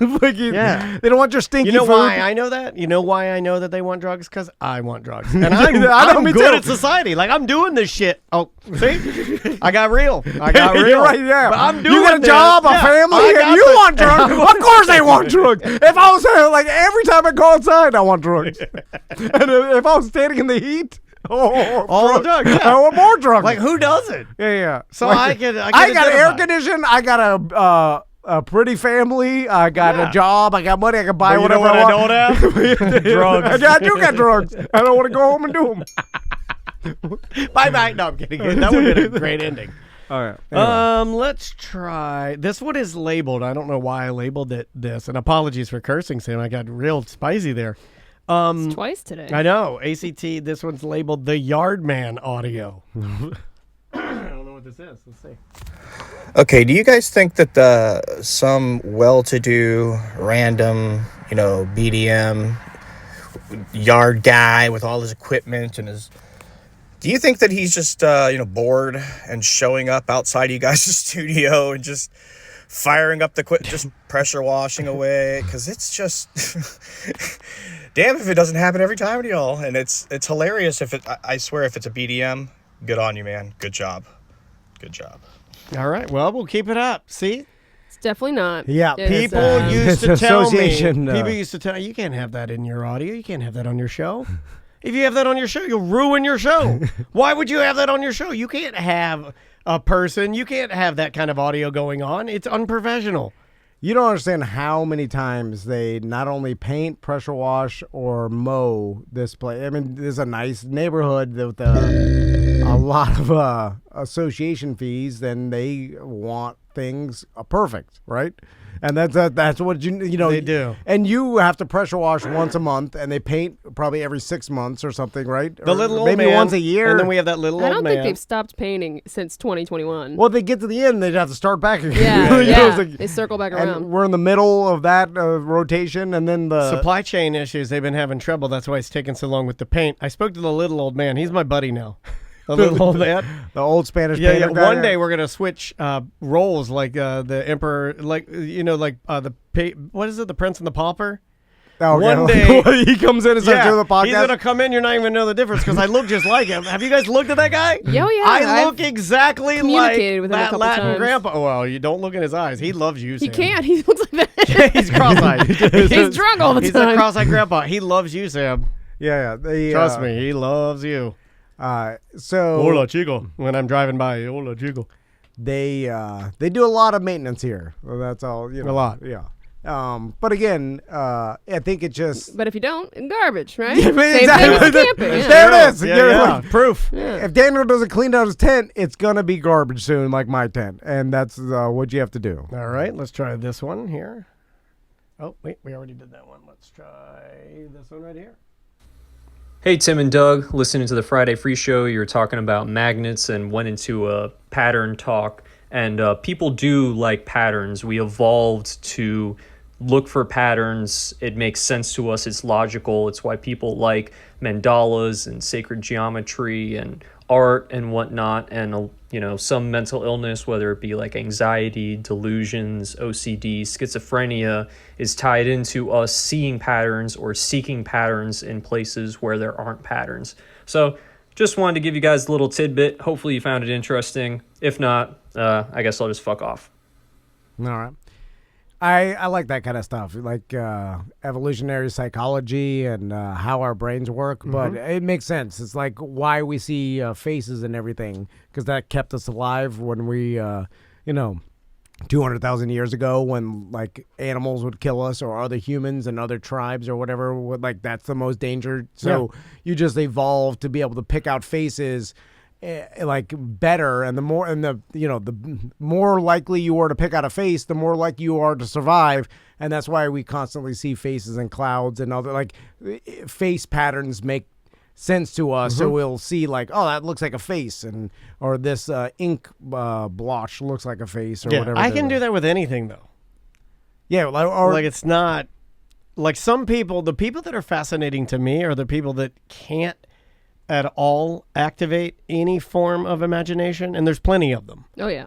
Those people are the most fascinating to me. Like I fully cannot understand them because I so often have to rein in my imagination in order to be serious or to do like just regular adult type stuff. Yeah. Because it's very easy for me to go full on like I can lay and look up at the clouds, and I can paint you a picture all day. I can show you 1,000 different things in the clouds all day. It's my specialty. And again, these are all probably on a spectrum. It's like people have more creative than others, and some people don't have any of it or very little of it. But yeah, this guy's right. And you start looking into all that stuff. It's pretty interesting that, it shows us that we're all the same, and human beings and our brains kind of work the same and evolve the same. And no matter where you grew up, there's some baseline stuff that we all do. Anyway, we're done? Mm-hmm. Yeah, we're done. All right, guys. We'll see you tomorrow.